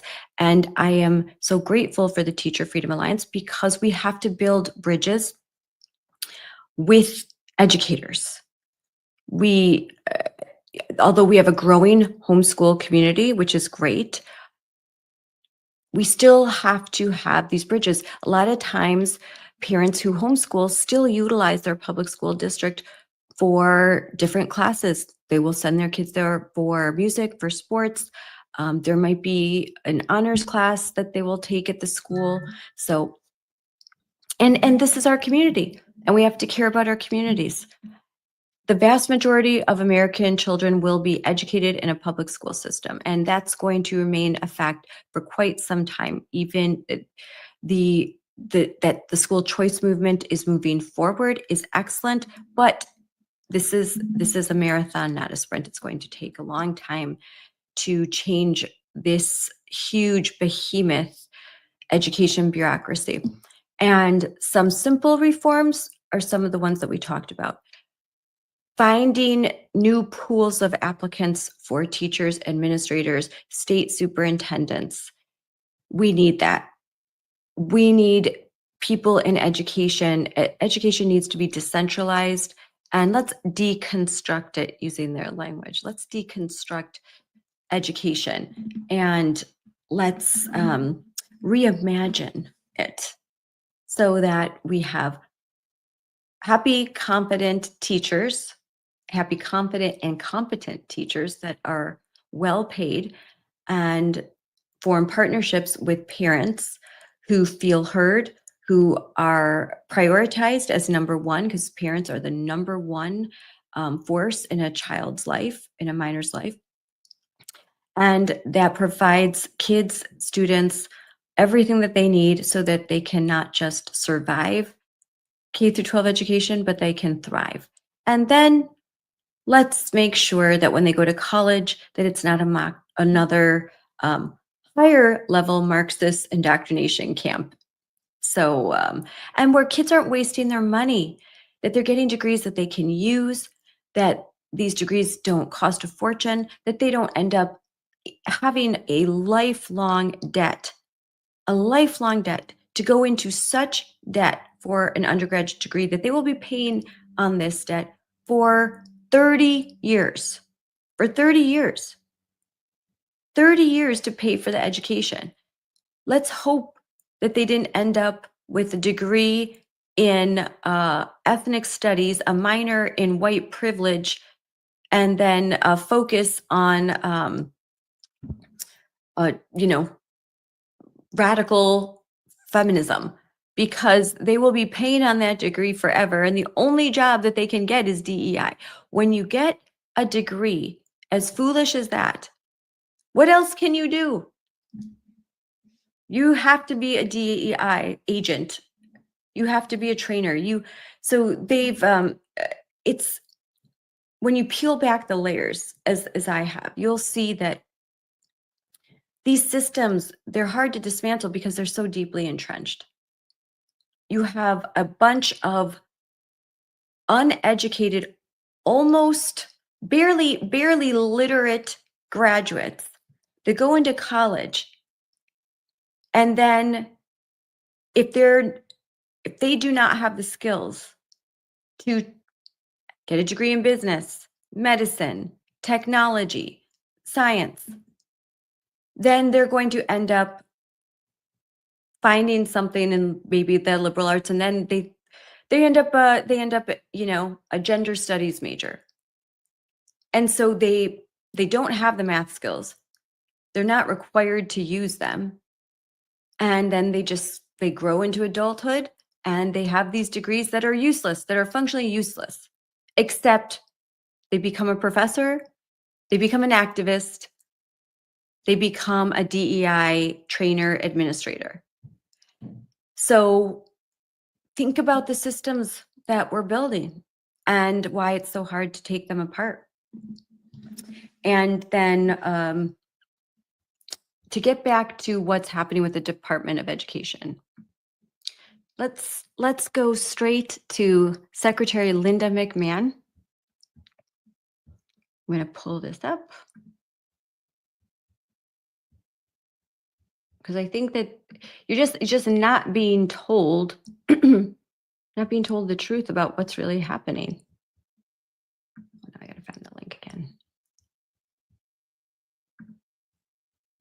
All right.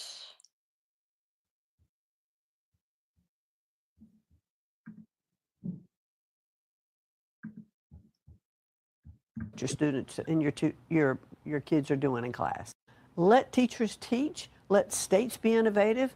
Take this bureaucracy out of Washington. Who's better to do that? Me, sitting in an office as a bureaucrat in Washington, or those people on the ground working with those students and those teachers every single day? And I urge all of our parents, be involved. Go to school board meetings. Elect school boards. Run for school boards.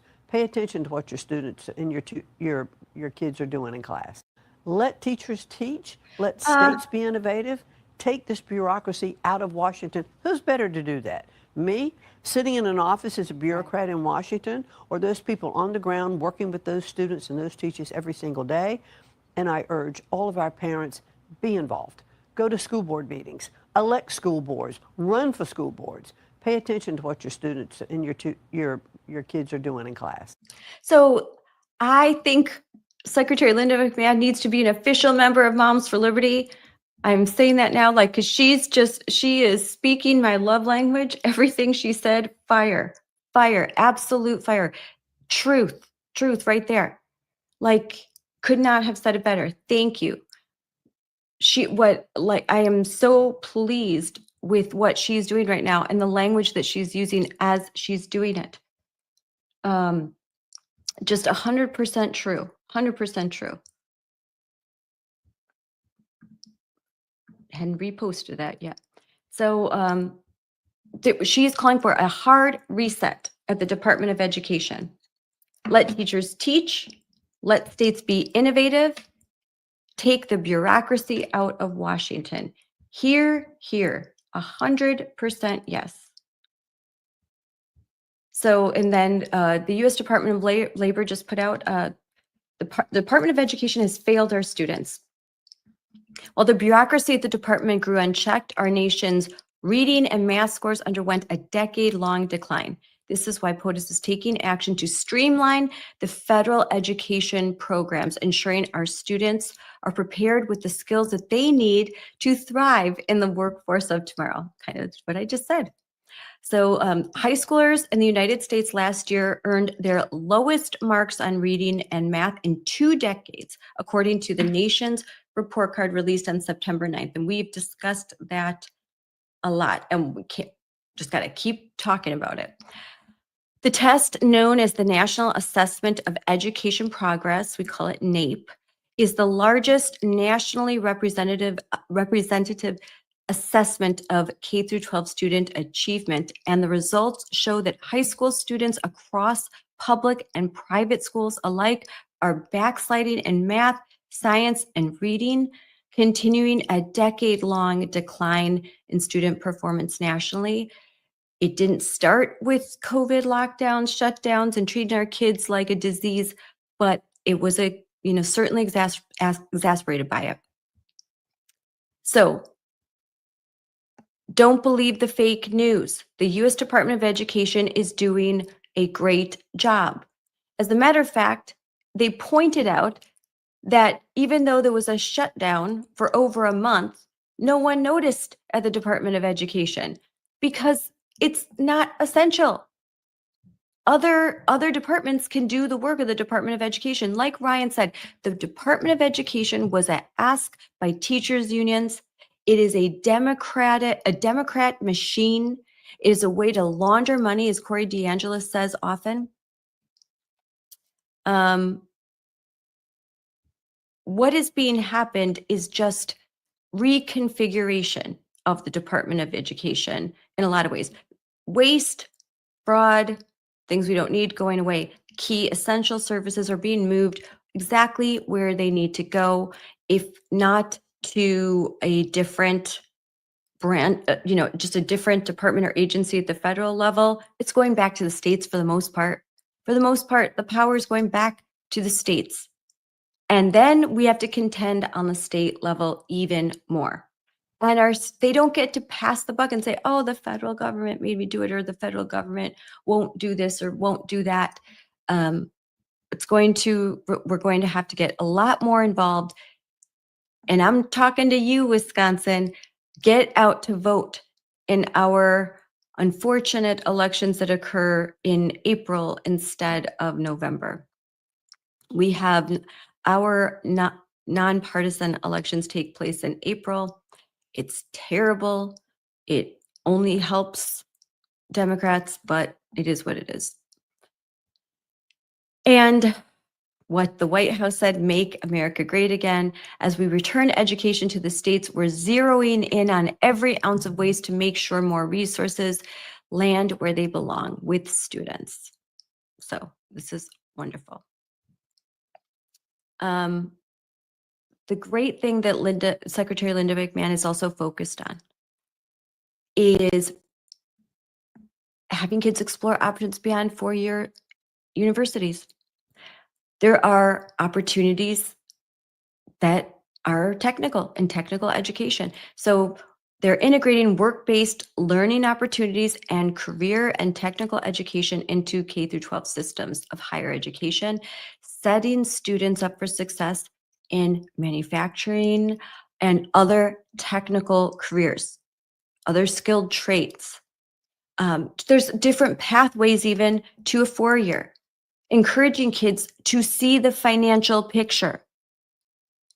I think it would be really great for every kid that graduates to have to understand what happens when they take out student loans and understand what compounding interest means, because they don't understand it. And then introduce them to other pathways. They could start off at a community college for 2 years and transfer to a four-year anniversary. And then they would have less debt. And that would mean they could spend the 2 years in community college figuring out exactly what they want to do and don't want to do. And while they're doing that, they aren't paying an exorbitant like 80, 90, 100,000 a year at some cottage college. I have personal stories on this as a mom, 5 kids, one of whom just graduated medical school, another who's about to graduate nursing school. Then I have teenagers and an 8th grader. I have taken my children to counselors. I even once paid for a college counselor because I was told I had to do this. This was many years ago. And this college counselor was trying to tell my son to go to every school except for the ones that were more economical and reasonable, discouraging him from attending any state school and instead to go to private universities I had never heard of that cost a fortune. And so they'll encourage kids to do this, tell parents, oh my gosh, you have to do this. Take out all the loans you can, go into debt. And the kids see these like amazing campuses that look like they're right out of a movie. And they go to these universities, these private universities. They spend a fortune. Why did they need to go there?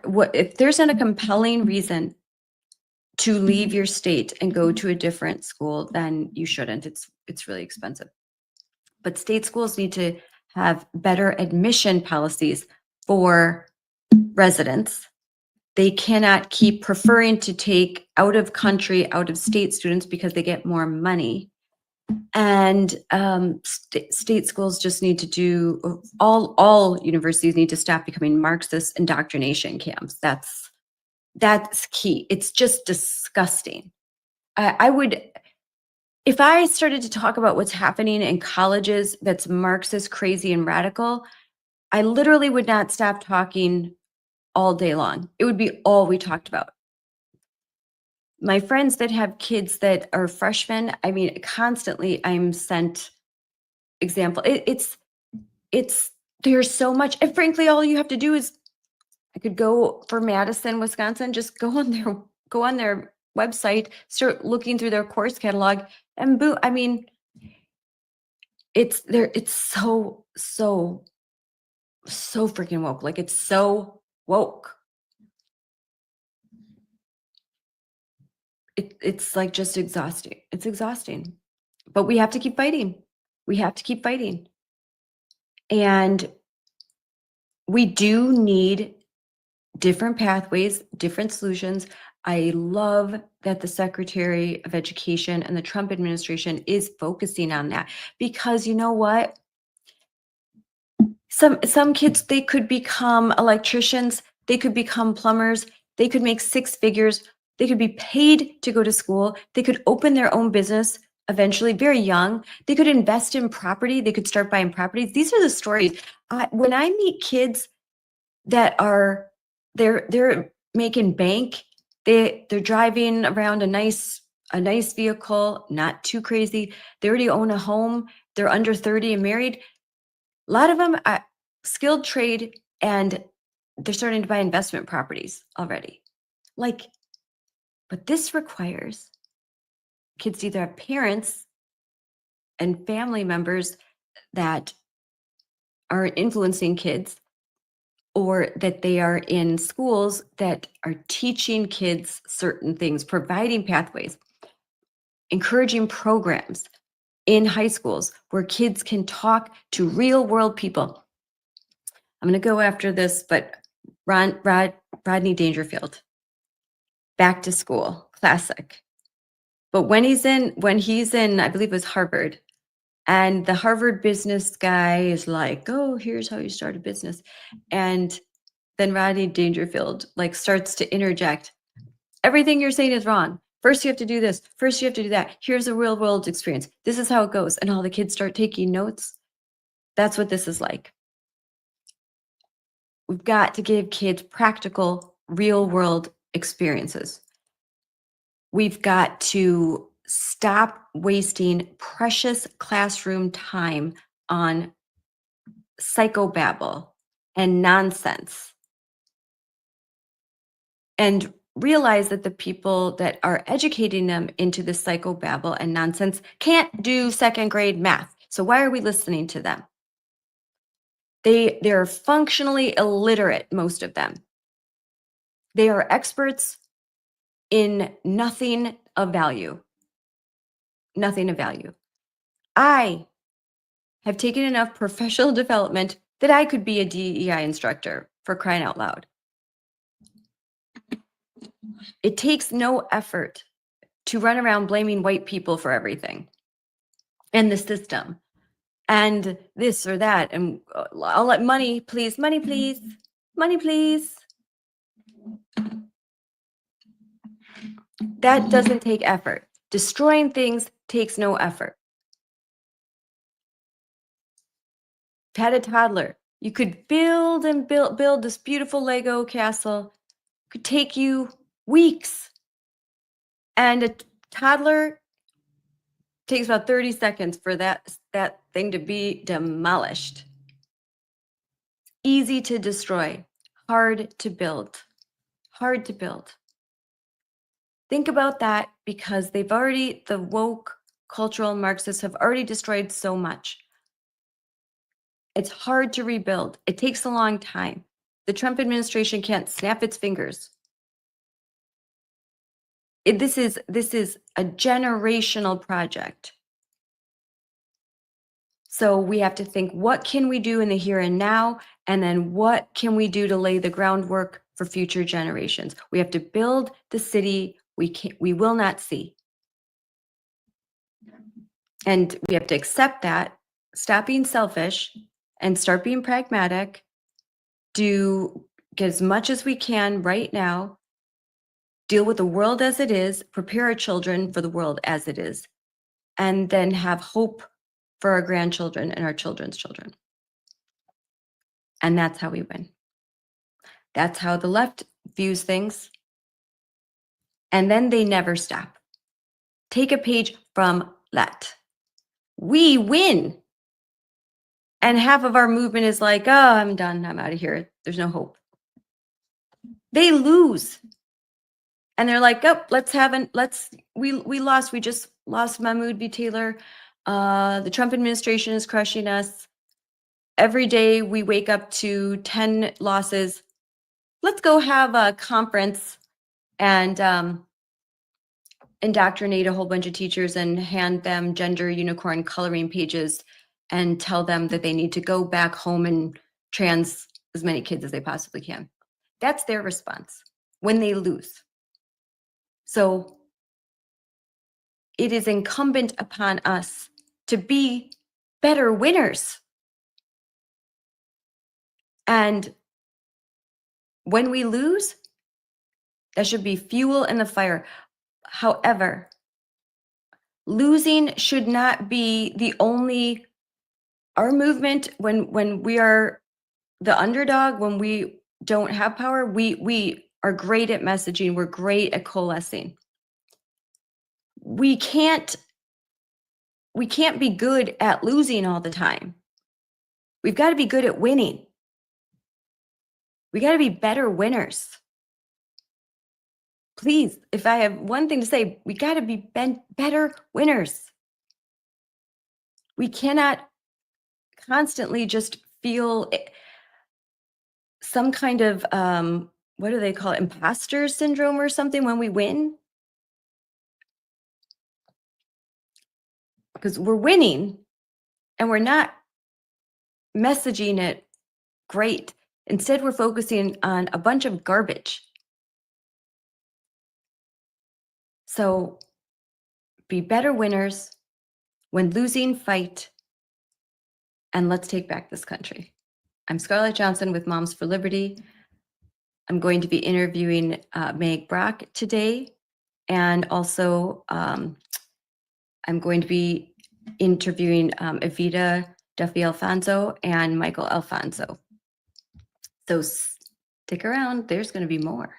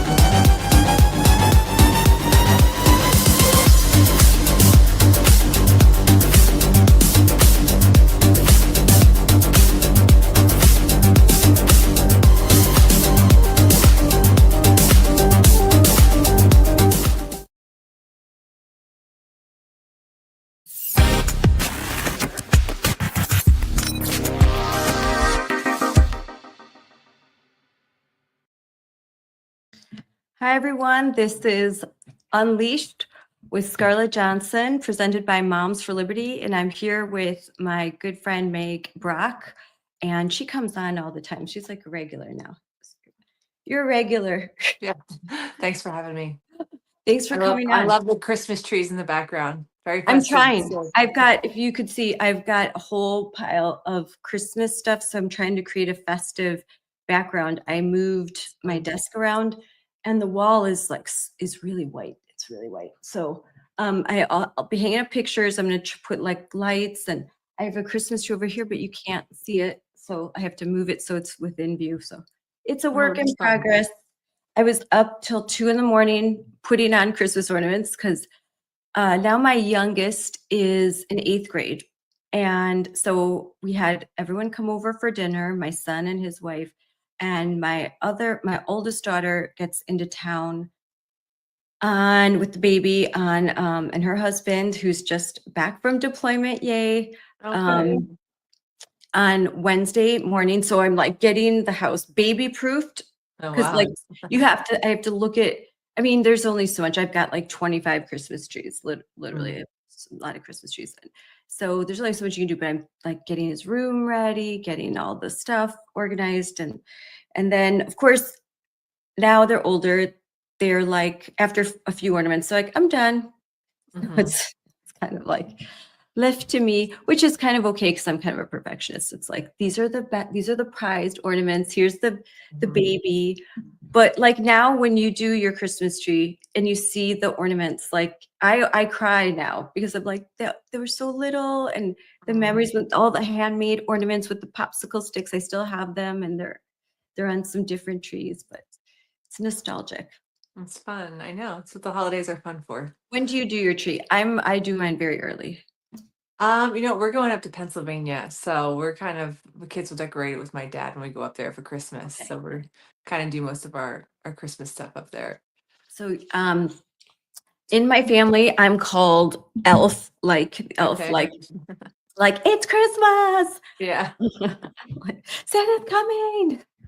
Yeah, we have, I mean, my husband is from South Africa, and I think growing up in a warm culture, it's like a warm culture, cold culture thing. It wasn't I mean, obviously they celebrate Christmas and all of that, but definitely wasn't to as big of a deal, I would say, as it was in like chilly Pennsylvania. So Mhm. we have a Yeah, little differing opinions, yeah, or differing family traditions, but you kind of like make it one. I've like wondered if you like live in Australia and it feels like Christmas when it's hot. It's like Yeah, I it's so think it's weird. different. I think it's very different I mean, we spent one Christmas in South Africa, and it was definitely different being warm versus when you're like cold and cozy, and everyone like wants to wear their Yeah. fleece pajamas. It's definitely a different vibe. They're all good, just different. Yeah. Yeah, I want to get to the topics, but we could, if we were to get on the subject, was it 3 years ago, we decided, we thought the kids were older, let's go somewhere warm for Christmas. Let's try that out, see what that Mhm. would be like. And so we went to Cancun. We took the whole family, and they were so excited. We're like, oh my gosh, it's going to be warm for Christmas for once. And so we booked way ahead. We had this great deal. And it rained every single day and night. There was one good day at the very end, and the hotel was bad. We ended up getting like a refund, but the kids said, never again, never Yeah. again. We will never, ever do this again. Santa came in on a motorcycle with his elves that did not look like they were from the North Pole. They were just like I don't know, Vegas dancers. And Yeah. Maybe a little South Pole elves, different I was like, Florida. oh, cool. They're a little different. Yeah. They're female. A little different. Well, And dog. to each their own. But yeah, I like my kids And are very excited to be cozy, and they're hoping for snow and all of that over Christmas, because there is definitely something special to it. I think there's something special to being a little chilly and drinking some hot chocolate and yes, staying cozy. it's nice. I'd be home for Christmas. I mean, if you're gonna in Wisconsin, if you're gonna go somewhere, just go in February, because by then you're just like, ugh, done. Mhm. All right. Well, we'll talk. I'll be talking about Christmas a lot more. 'Cause I'm crazy for Christmas, but let's talk about the big issue that I wanted you to come on to talk about, which is woke education and the NEA. And there was a bombshell report put out by Defending Education, which always does such great work. They do great work. And they had discovered that the NEA, which has 3 million members, it is the most powerful and largest teachers union in America. And in 1906, it is unique because it has a federal charter. Federal charter.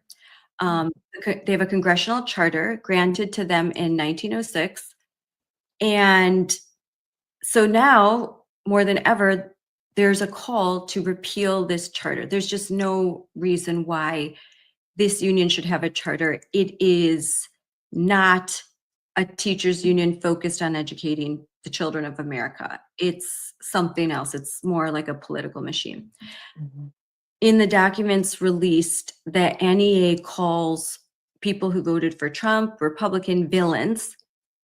that infers then parents like us are villains.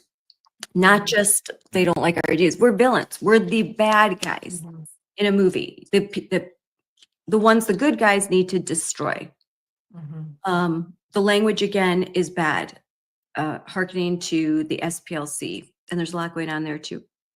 So if you can get worse than that, they have seminars in which they are basically telling the teachers the goal is to indoctrinate kids through gender ideology.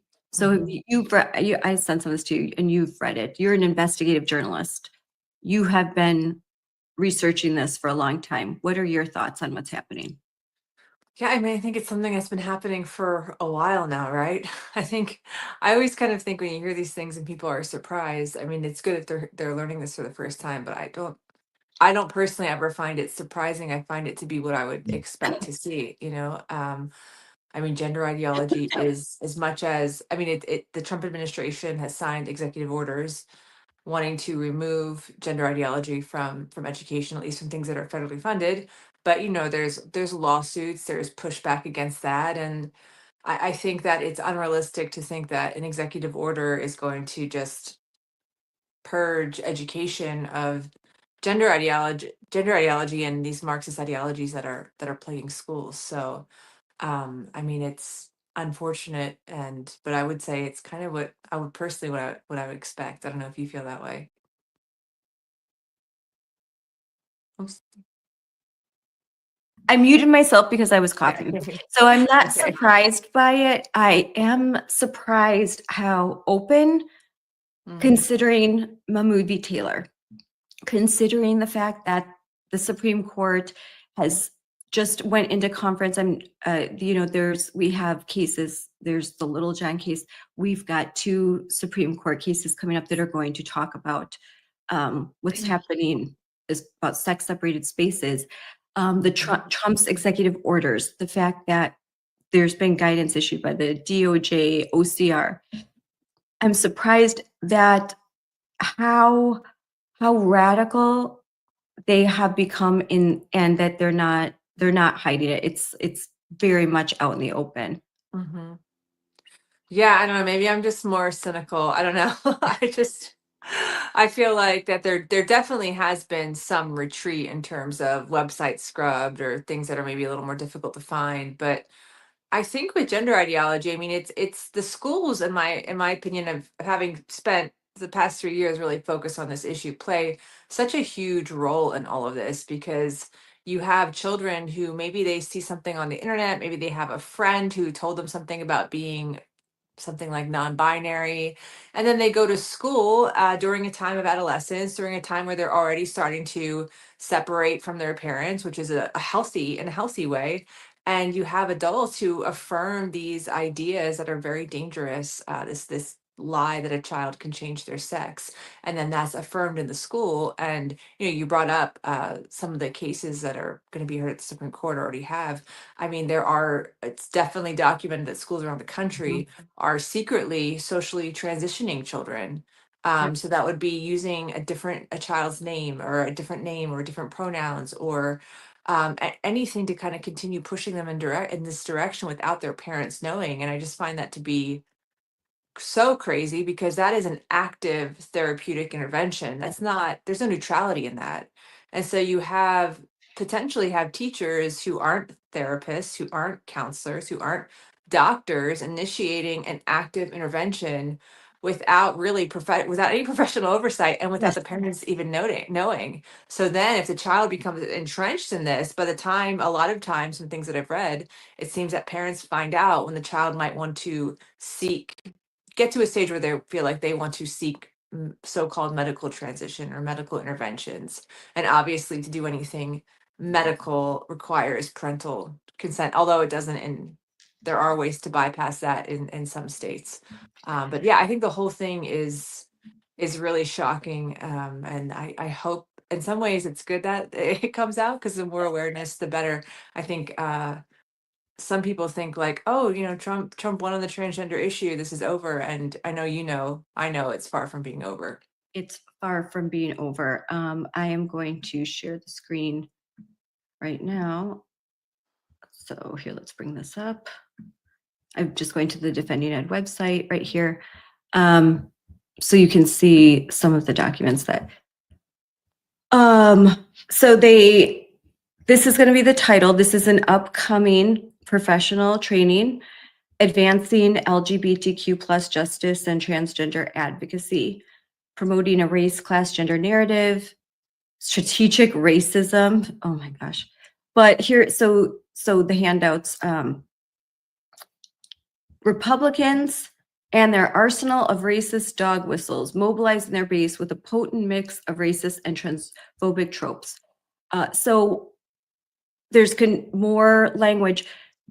Here's what I find like diabolical, that this teachers union, which has a congressional charter, claims that spends a lot of money influencing races, has these protections by the government.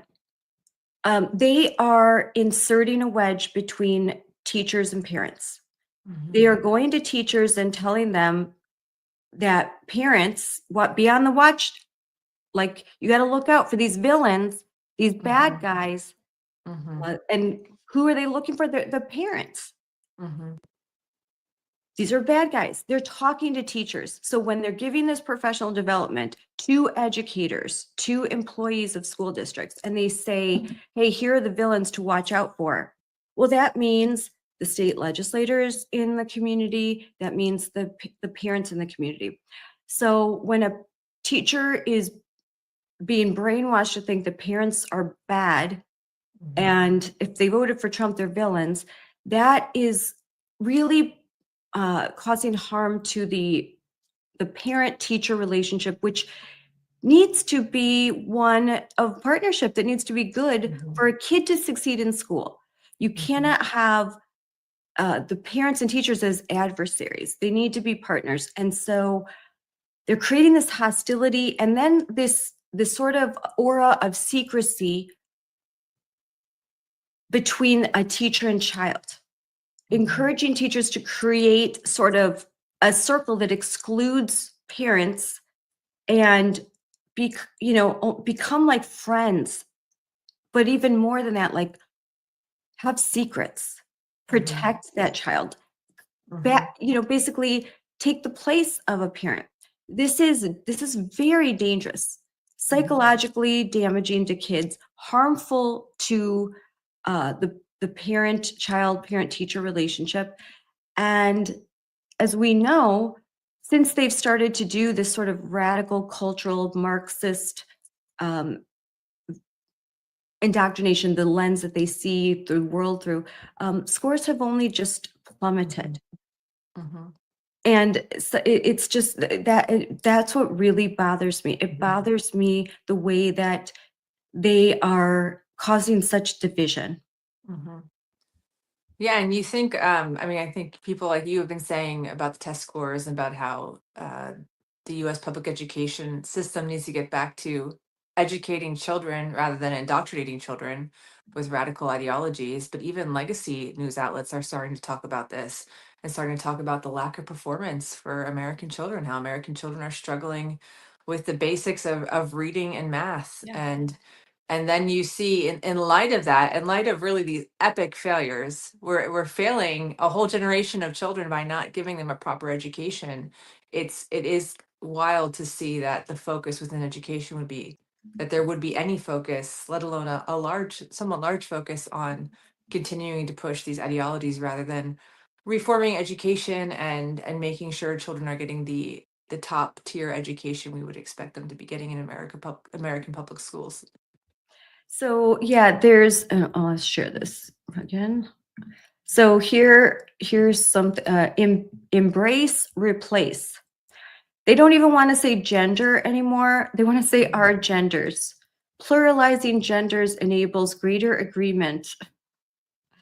I mean, you can't even like say gender, it has to be our genders.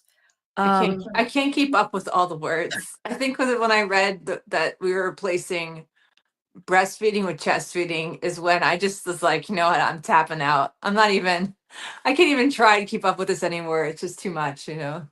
Well, they don't have anything else to do, you know, they're not educating kids. I don't think that DEI instructors and the DEI poverty pimps, they are not the most intelligent among us. And so I think all that they can do is this. This is their bread and butter, this sort of activism. They don't have marketable skills. You have your degree in gender studies with your minor in white privilege or whiteness. What else are you going to do? You're going to just have to think of new ways to call people racist, transphobic, homophobic. Like their world necessitates all of this sort of causing all of this chaos. They're chaos agents. They're paid chaos agents. And you know, I would love nothing better than for Moms for Liberty to do nothing but focus on curriculum, and let's think of all divide, like really just kind of let's really just focus on the nuts and bolts of getting education back on track. I was talking with Ryan Walters, and there was a lot of like solution-based thinking. And Ryan Walters is the former superintendent of state superintendent of Oklahoma, and now he's president of a new organization. And I'm sorry, someone just, Evita is about to come on in a little bit. The Teacher Freedom Alliance, and we were just talking about what can we do? What are the ways to make things better and not just talk about it? And one of them is to have a new pool of educators by changing the requirements in order to become a teacher, not demanding that superintendents have a PhD in education, but supplementing, like if they have a PhD in business, which I think would be better, and then they can go back to school, continuing education in their job to get an education 2-year degree, something like that. There's all sorts of solutions. And Secretary Linda McMahon was talking about that yesterday as well, that we've got to find solutions. She was on talk shows yesterday, just saying we've got to reimagine education. As they would say, deconstruct it. Yeah, I think there definitely needs to be reform, and you guys are always on the cutting edge of that, of figuring out what schools need, because whatever's happening right now is not, obviously, given the state of education and the scores, it's not working. Yes, it's not working, especially when in a section titled Expressions of Oppression, the NEA discusses 4 levels of oppression: structural, institutional, internalized, and interpersonal. And then they present 10 scenarios of oppression, and the participants have to act them out. I mean, oh, this sounds like lots of fun, Meg. Sign me up.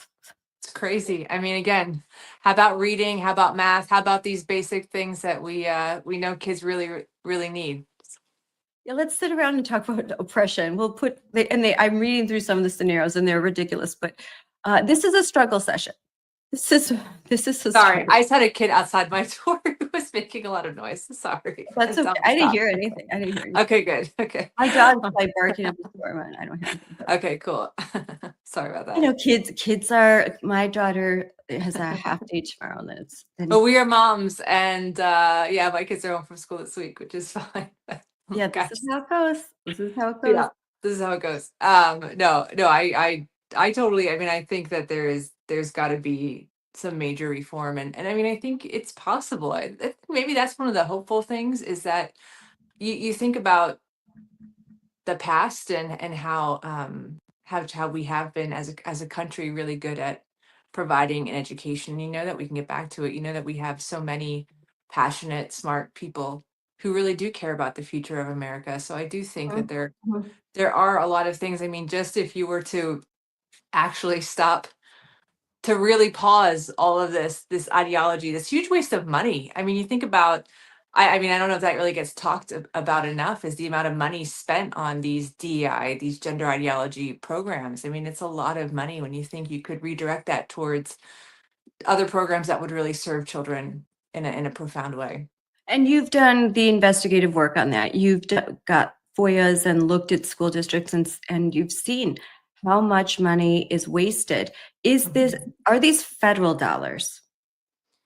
I think that there definitely have been. I mean, I've definitely read things or federal dollars who have been used to kind of covertly promote these things. Like for example, there's been there are lawsuits filed against the Trump administration for limiting what can be taught in some of the sexual education programs. So there's definitely through the comprehensive sexual education. I mean, a critical part of that is gender ideology. It's Yeah. starting to teach children as young as 5 years old in kindergarten about, kind of really like breaking down the barriers of norms of just biological realities. So I think for sure there's been federal dollars used for this. I think you'd probably have to, in terms of individual states or individual school districts, you'd really have to take a deep dive. But I mean, if you go on, there is the websites, there are websites, and there is transparency. So if you take the time to look, Yeah. sometimes you can be amazed at what you're actually able to find just right out in the open.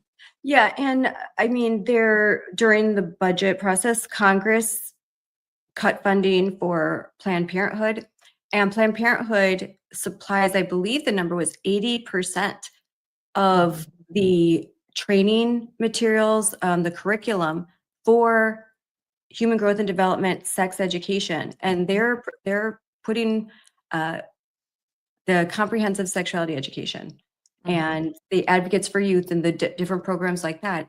And so if Congress can get a handle on this and stop the funding that is going through HHS and through various federal organizations, because this money was supposed to be to talk about STDs, prevention, HIV prevention.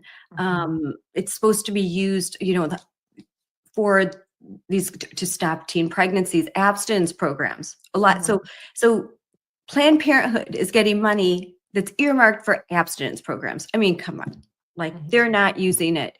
They'll write the language, they'll write the grant proposal so it looks, but they're going to then develop ads that make Catholics, religious folks, if parents that are on the right, villains.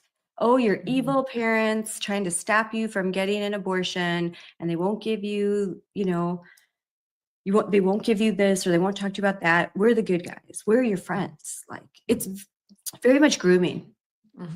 Yeah, I mean, I did a story a couple months ago that was specifically on how the Philadelphia school district had used federal dollars from one of these sexual ed, HIV prevention type of grants to fund then the local Planned Parenthood to come in and train teachers on gender ideology. And so, I mean, the trainings were probably similar to what was expressed in those NEA trainings, just with teaching teachers to have quote unquote affirmative classrooms and kind of all the stuff you would imagine. So it's definitely something that has happened as much as it's happening now. I mean, it probably would have to go state by state and see Yeah. see what's Yeah. happening. I think And probably states like Wisconsin, Pennsylvania, California, Washington State. I mean, those states are it's probably not making as much of a difference as perhaps in states that are more willing to uphold it. But when you see governors and state attorney generals filing lawsuits saying, no, we want our schools to be able to have gender ideology be taught to students, then you can imagine that it's probably really hasn't made too much of an impact in those places. Well, the Advocates for Youth is considered the gold standard and this is in documents for the Wisconsin State Education Department. We call it the Department of Instruction. They push comprehensive sexuality education. It was funded through federal grant dollars. The IDEA program. They take money that is, and this, the money that is earmarked for special ed kids, money earmarked, for health, that's all being hijacked. It's hijacked by these activist organizations, and then they purchase the curriculum, then they give it for free to the school districts, and then they're like, oh, this is free, this is great, this is wonderful. And then you find out what's in it. Now in Wisconsin, we're lucky, we have state statutes that have some limiting guidelines, though they are usurped constantly. But in Michigan, we talked about this on social media last week. The Michigan in 2024 stopped legislation that similar to Illinois, similar to California, that requires the use of comprehensive sexuality education, like requires it. So, and pushes it, and you have to, like, there's a complicated opt-out process. So they stopped it. And now then the Michigan State Department of Education did an end around, went around the public, the voters, and they passed through policy. They were able to pass by 6-2 just the same framework. And it's insane. It's ridiculous what they'll do. And guarantee you, NEA teachers unions, like they have a role to play in this. Here is a handout, which I know you know well. This is part of the NEA's training program. And I know you have to go soon, but I wanted to show you, look at this. Here's the coloring handout. So those present have to color this out.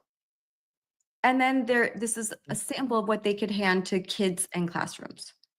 And how the real question everyone should be asking, regardless of what your thoughts are on gender ideology, is how is that making children perform better in school? How is that raising their test scores? I mean, and that is really just the overarching question, that the biggest question, everything else aside. You think they're taking teachers are taking time away from students to be actually really learning things that are going to propel them into success in their lives, to color gender unicorns. It's just Yes.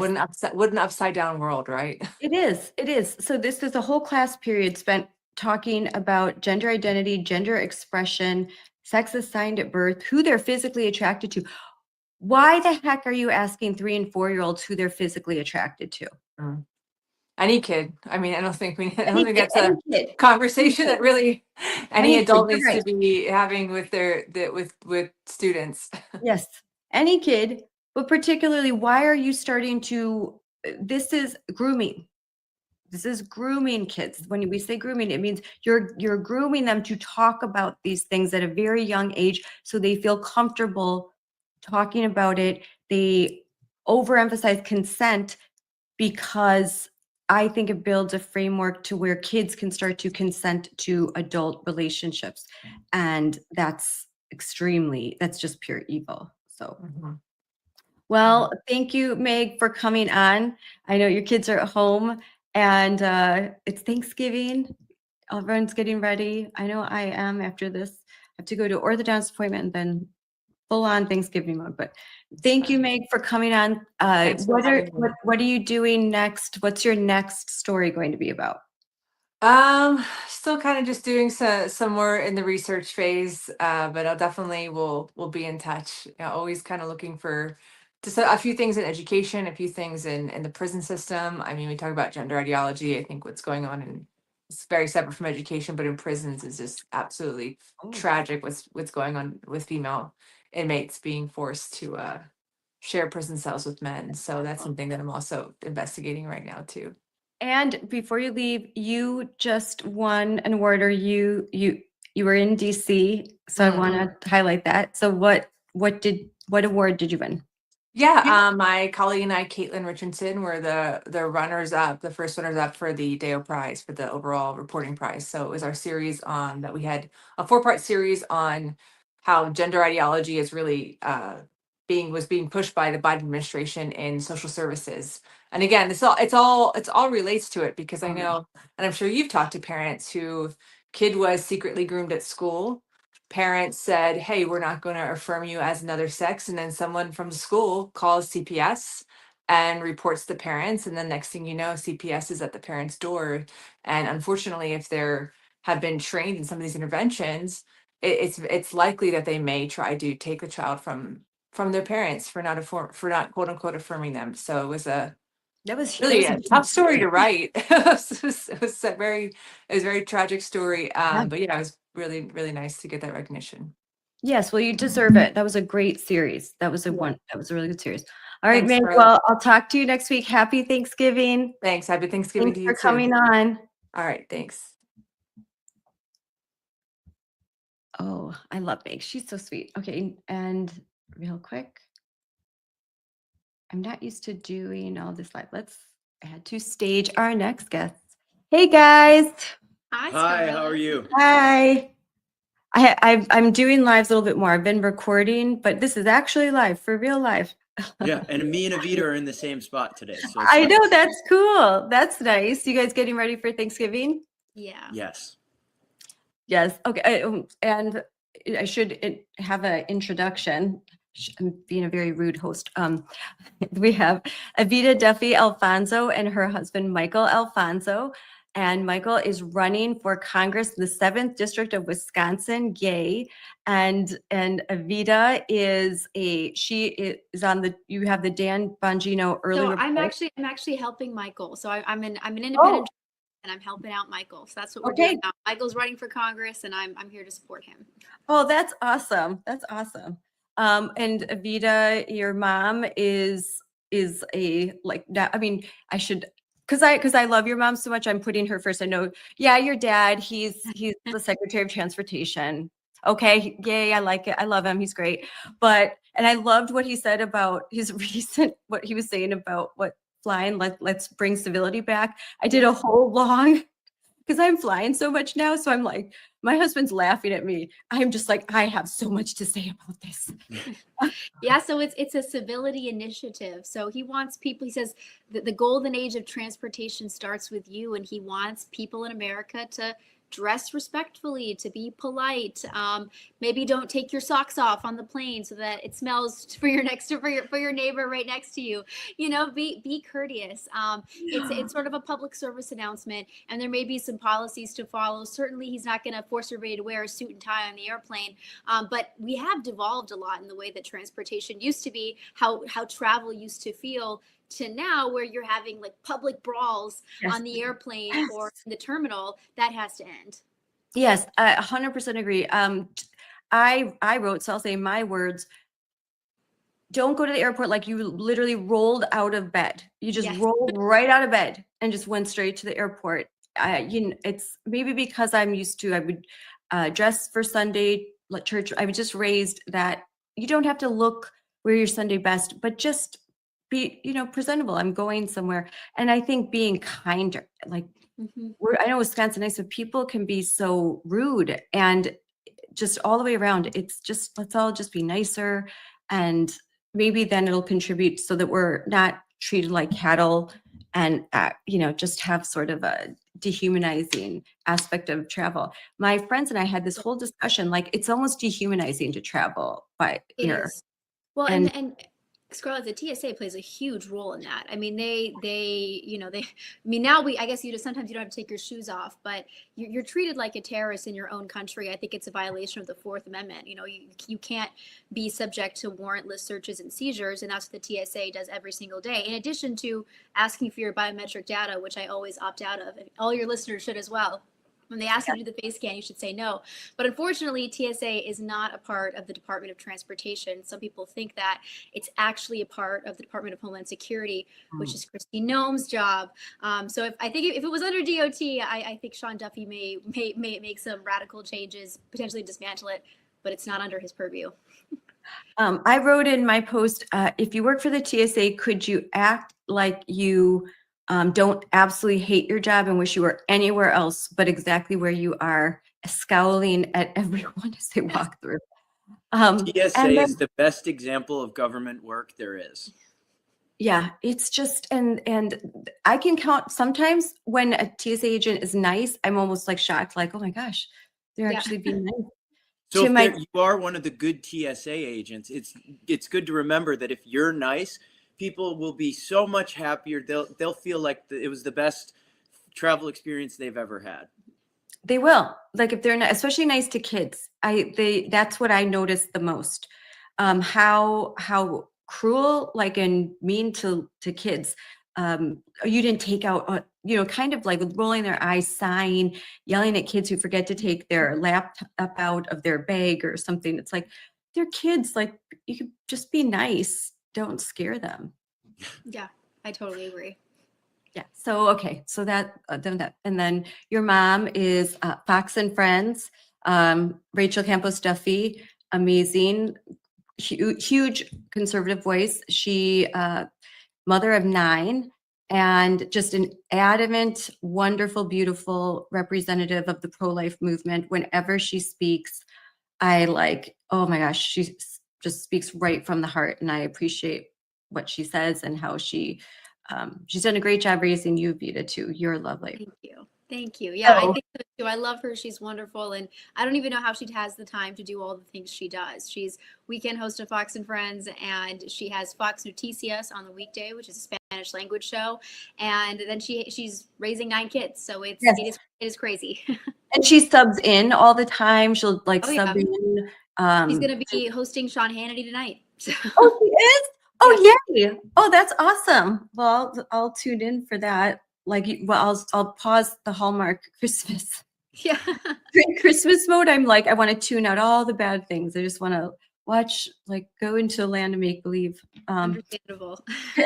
Especially when, and I brought you on to talk about, because you're running for Congress, Michael, and we're talking about the National Education Association, 3 million members, the largest teachers union in the country. They have a congressional charter. That's something that needs to stop when they have trainings that have been exposed, like where they're focused on gender ideology. And I'll bring to the stage what I was talking about with Meg. Like this is a part of the training, the gender unicorn. They are going to hand out these coloring pages to little kids. This is meant for kids as young as 3 years old. In Wisconsin, the Department of Instruction will use this module. It's on their website. It's part of their module training, recommended for use in elementary schools, where they're going to tell kids to color in and talk about gender identity, gender expression, their sex assigned at birth, who they're physically attracted to. How do they feel today? Do they feel like a boy? Do they feel like a girl? This is dangerous emotional manipulation, psychological warfare on the minds of our kids. And this is something where Congress can act. Yeah. So I would say this isn't just dangerous, it's insidious. Anyone that wants to teach 3-year-olds about sex education, there is something wrong with them. Only in schools would we allow children to be taught about sex. Imagine if some random person off the street started talking to your 5-year-old about sex. What would we call that? We would call it grooming. So to call it anything less than that, especially in Wisconsin, where we've had grooming scandals very recently, as Jill Underly very well knows, this needs to end immediately. And the only thing I would say about the congressional charter is by revoking it, I'm sorry it doesn't do more. I wish we could do more to combat this. It needs to be revoked immediately, but revoking it in essence only gets rid of the federal recognition of it. And I wish we could do more. Yeah, I think the moving towards the steps where we're dismantling the Department of Education, and that's going to require a congressional act at the end of the day, where we need to just defund the entire Department of Education, because it was created, it was a function of the teachers union, a wish list. And ever since then, it's been used as a way to funnel money into the Democratic Party and to platform and, funnel a lot of money into these crazy activist organizations that provide materials like this. Yeah, it's ridiculous. I mean, the federal government has no business in education whatsoever. And anything we can do to get rid of the Department of Education faster, we should do. And it's kind of a founding principle that our founding fathers knew very well. The further the government gets away from the people it governs, the easier it is for it to become tyrannical. So frankly, we need to make sure that the schools are at the worst controlled at the state level and at the best controlled by their local boards. Yes, 100% true. I know the Secretary of Education was on a bunch of talk shows this weekend, kind of talking about the dismantling, and she just said that, like, we've got to just give the money back to the states. We've got to decentralize education. We've got to be innovative. And what are some other ways we could be innovative at creating different pathways, right, for kids? Like maybe they don't go to a 4-year, maybe they do a 2-year. There's a lot of options. Yeah, and that's where school choice really comes into play. I would love to see the dollars follow the student rather than the school district. So these school districts, they know they have X amount of students, and they just say, whatever, we're going to get a certain amount of funding. Who cares how the students do in their educations? In fact, we'll actually get more money if our students perform worse, which is ridiculous. We need to make sure that the money follows the student. That way parents can keep their choices. And that's the only way to fix this situation. And so you're running for the seventh district. So if we were to lose seats in Wisconsin, House seats, and we were to lose a majority, I mean, what would happen? Well, I mean, it would be worrying. There's a lot of things that could happen. Right now we don't have the Supreme Court, which is very scary. We don't have the governorship. We currently have the Senate and the House, but some people think we might lose the Senate. I don't believe that. This talk of a blue wave, this was before Charlie Kirk got assassinated, before all sorts of young people have started working on grassroots, and people are very excited about this election. And Tony Evers, our governor, is doing everything he can to make people vote against him. He claims to be the education governor. He's the indoctrination governor. It's plain and simple. Yes, we've got a really important race. We've got a governor's race, so it's going to be high turnout. And there's a lot of scandal in Wisconsin. We've got right now a couple of great candidates. And there's Tom Tiffany, who's the seat that he is the current congressman in the 7th district. Now he's running for governor. Very popular in Western Wisconsin, can possibly get a huge voter turnout.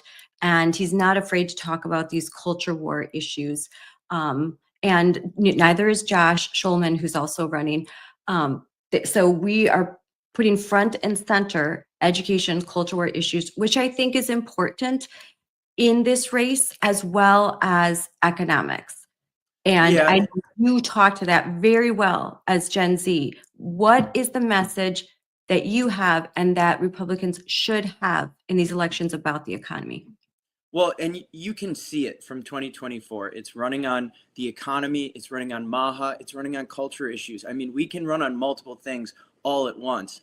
And each voting demographic has something that's more important to them. So, for example, young people, we're really concerned about how we're going to buy a house, how we're going to afford anything right now. And I think Trump is doing a really good job. I mean, if you look at inflation numbers, they were 5.5% during the Biden administration. That's just the average. That's not even how high it got.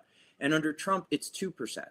Now, the thing to remember is inflation is a rate. So prices are still going up. They're just going up slower. So we need time for jobs to catch up to that. But I think one of the demographics that we should seek to really win over is suburban moms. And the education topics are where it matters. I mean, women they think about their children every single day. So if you want to win women over, you have to talk about the issues that matter to them. And right now, the Democrats are not the reasonable Democrats of the 1970s. No, they are radical gender ideology, racial warfare psychos. And that's the message that we need to deliver. No, they really are. I mean, when you look at, and I'll put up, I'm going to put this up on the screen, but what was uncovered by Defending Education in this professional development that includes Wisconsin educators, WEAC is adjacent to the NEA, to talk about expressions of oppression, not to talk about the NAEP scores, not to talk about the fact that Wisconsin ranks last, absolute last in educating Black and Brown students in the country. We only had, I believe it was 5% of Black children in fourth grade read at grade level in Wisconsin. That was the lowest. It's abysmal. Instead of discussing how can we teach kids to read, how can we help kids with math, how can we get them at grade level after we have a 10-year decline and a historic just plummet in these scores in America as far as American children. Yeah. They're talking about expressions of oppression, structural oppression, institutional oppression, internalized oppression, interpersonal oppression. And they're going to have teachers sit through struggle sessions where they give them 10 ridiculous scenarios, all of whom, I mean, actually not all, several of them sound like they are specifically targeting Moms for Liberty. If this group of moms, whoever they may be, come to your school board meeting, this is what you should do. I mean, Well, congratulations. They're talking directly about you. You guys must be doing a great job. Well, and we were actually, Michael and I were reading into like the charter and what the NEA is supposed to be all about. They say that they're about elevating the character and advancing the interests of the profession of teaching and promoting the cause of education in the United States. And what's fascinating, Scarlett, is everything they vote on has nothing to do with children, with education, not even about the teachers themselves, their own collective bargaining. I mean, that's part of it, but they seem to be like almost laser focused on political ideology, indoctrination, supporting Democrat institutions. They voted to support the No Kings movement. They use the term fascist to describe President Trump. They're fighting against and creating workarounds to that SCOTUS ruling, which said that parents have the right to opt out of radical curriculums that go against religious beliefs. So these are crazy radical individuals who do not care at all about the education of children, which is what they were intended to be for. And you're right, WEAC is the affiliate of the NEA. And in Wisconsin, a lot of you remember just the way that our capital was occupied and destroyed in the Act 10 protests, the Scott Walker recall protests. The NEA through WEAC was funneling tons of money and resources and people to keep those radical protests going, which, by the way, Michael and I have said time and time again, that was the prequel to the BLM rioting. Yes. This is all the same thing. And it's a disgrace that they have a federal charter. It is. Becky Pringle spoke in July at their national conference, and she sounded as if she was at a tent revival. Yeah. So she might, like just unglued, ranting, raving about her hatred for Trump and how they have to get Trump. And at some point when in a session, a teacher from Texas said, could we talk about strategies for success for kids as far as reading and math? And that teacher that asked that innocent question was told, no, shut up. We don't have time for that. We've got to get Trump. Yeah. How can this organization have a congressional charter? And it's unreal. They called voters, people that voted for Trump, villains in this training document. They call them villains. So parents, if you vote for Trump, you're a villain. You're a bad guy. That is not appropriate. It's not appropriate at all, but it's especially not appropriate when these are the people that our kids are going to spend time with, a lot of time with, for a whole year. And that's scary to me. Go ahead, Mike. Well, this is the danger of bureaucratic and even political experience. These people are in their jobs for 20 years, and all they do is try to find a new way to justify their six-figure salary.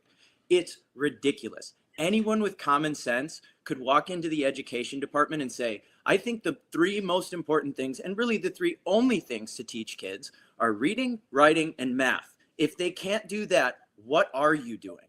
Yes. Well, and Scarlett, I'll just add that why are the teachers radical? Well, I mean, of course, we have these institutions. The NEA is the largest teachers union in the country, but also the teachers' colleges are radical as well. I think a lot of this, we focus on the childhood education part of it, and that's super important. But another big issue is that our college system, the university system is entirely broken. And they're the ones that are producing these radical teachers who are then indoctrinating the youth of America. And a lot of these schools get federal funding, and they sit on billion-dollar endowments that are exempt from taxes. So it's kind of absurd that we aren't going after the colleges as well. They have to be part of this conversation because they are entirely broken and are the source really of the problem. Yeah, and then there are in order to become a superintendent of a district, there'll be requirements that you have to have a PhD in education. And in order to be a licensed teacher, you have to go through such and such college of education. I think that we need to change those standards so that we can hire somebody who has a degree in history to be a social studies teacher. And that way just kind of bypass some of the colleges of education, which are the most radical. Now, there's cultural Marxism in Madison, in pretty much whatever you're doing, but it is deeply, deeply entrenched in education. I mean, the number one book for those who are education majors is Pedagogy of the Oppressed by Paulo Freire. And it's a Marxist guide that was praised by Chairman Mao. Yep. This is their Bible. This book is their Bible. They view teaching as political. And again, the NEA, there was a teacher that was a recipient of Teacher of the Year, and she said, teaching is political. Right there, out loud, teaching's political. And gee, I wonder what side they're on. Yeah, well, actually, I was homeschooled. My dad never went to college. He taught me math. And when I went into high school, I was 2 grades ahead in math. Turns out you don't need a degree to teach people, especially at the lower levels. I mean, come on. Who among us doesn't know how to read, write, or do math? It's a joke that they require these degrees. And the only reason they do it is so that they have extra time to indoctrinate these people coming into the school system.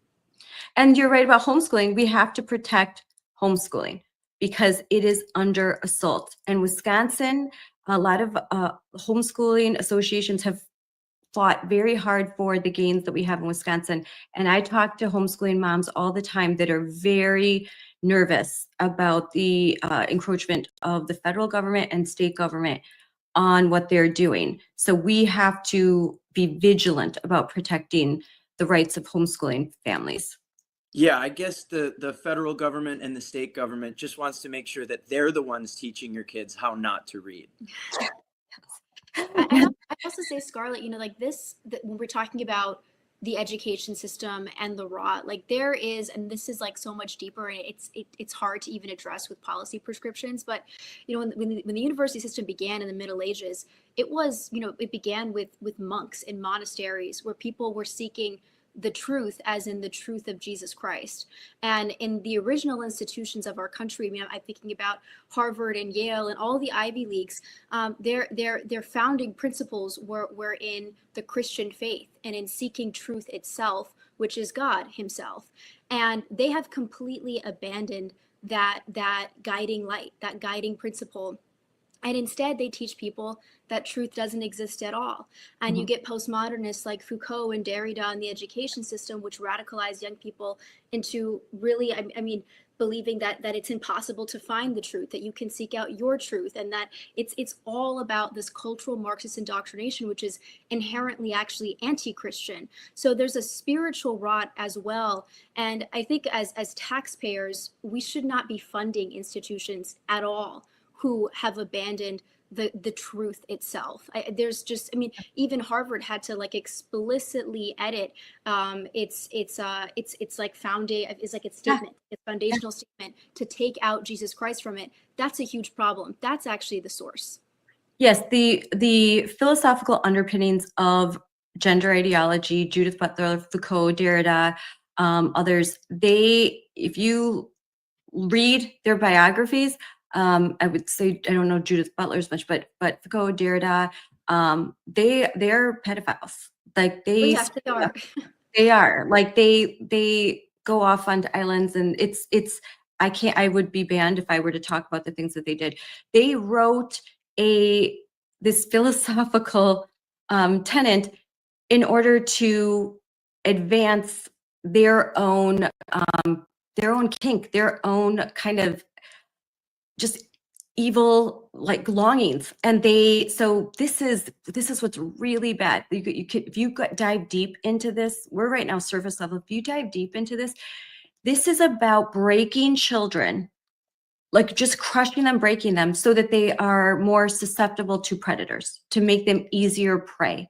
And breaking the bonds between parents and children. And that's a huge part of what the NEA does, is teaching teachers and education institutions how to circumvent parents and queer a child outside of their control. I mean, it is totally a breakdown of the family, and it's purposeful. And when they ask, like, why would the feminists, why would women abandon actual females in place of pretend ones, the trans, what is this, why is all this happening? And I think it's to crush and destroy women, because women are the most powerful cultural force. Women will set those standards. Women will set those moral norms. And if they can crush us and demoralize us and confuse us and convince us to not have children, then Western civilization, that's it. You crush women, and then to men, you basically take away all masculinity. It's just very weird. Well, and it's obvious that they hate our civilization by way of what they teach of American history. I mean, we're heading into Thanksgiving right now. It's in a few days. What do they teach about Thanksgiving? I know when I was in school, and I didn't even go to a public school, I went to a Catholic school, and all I heard about was race Marxism and how we're on stolen land and America is an inherently racist country. Like, and the whole point of Thanksgiving, right, is it was the Indians and the Pilgrims coming together and sharing a meal. That gets completely overridden by the school system, which only wants to talk about oppression and systemic racism and how our country is something to be ashamed of. And of course it's not. It's civilizational suicide is what they're teaching. Yeah, the NEA, another part of, because there's like 60 pages, they talk about liberated ethnic studies. They talk about this whole liberation movement, which would basically teach kids, and Michael, teach kids to hate America. It's basically, your family, your grandparents came here from Cuba. They escaped communism. They are basically just trying to insert it into America. Where do we go from here if we fall to Marxism?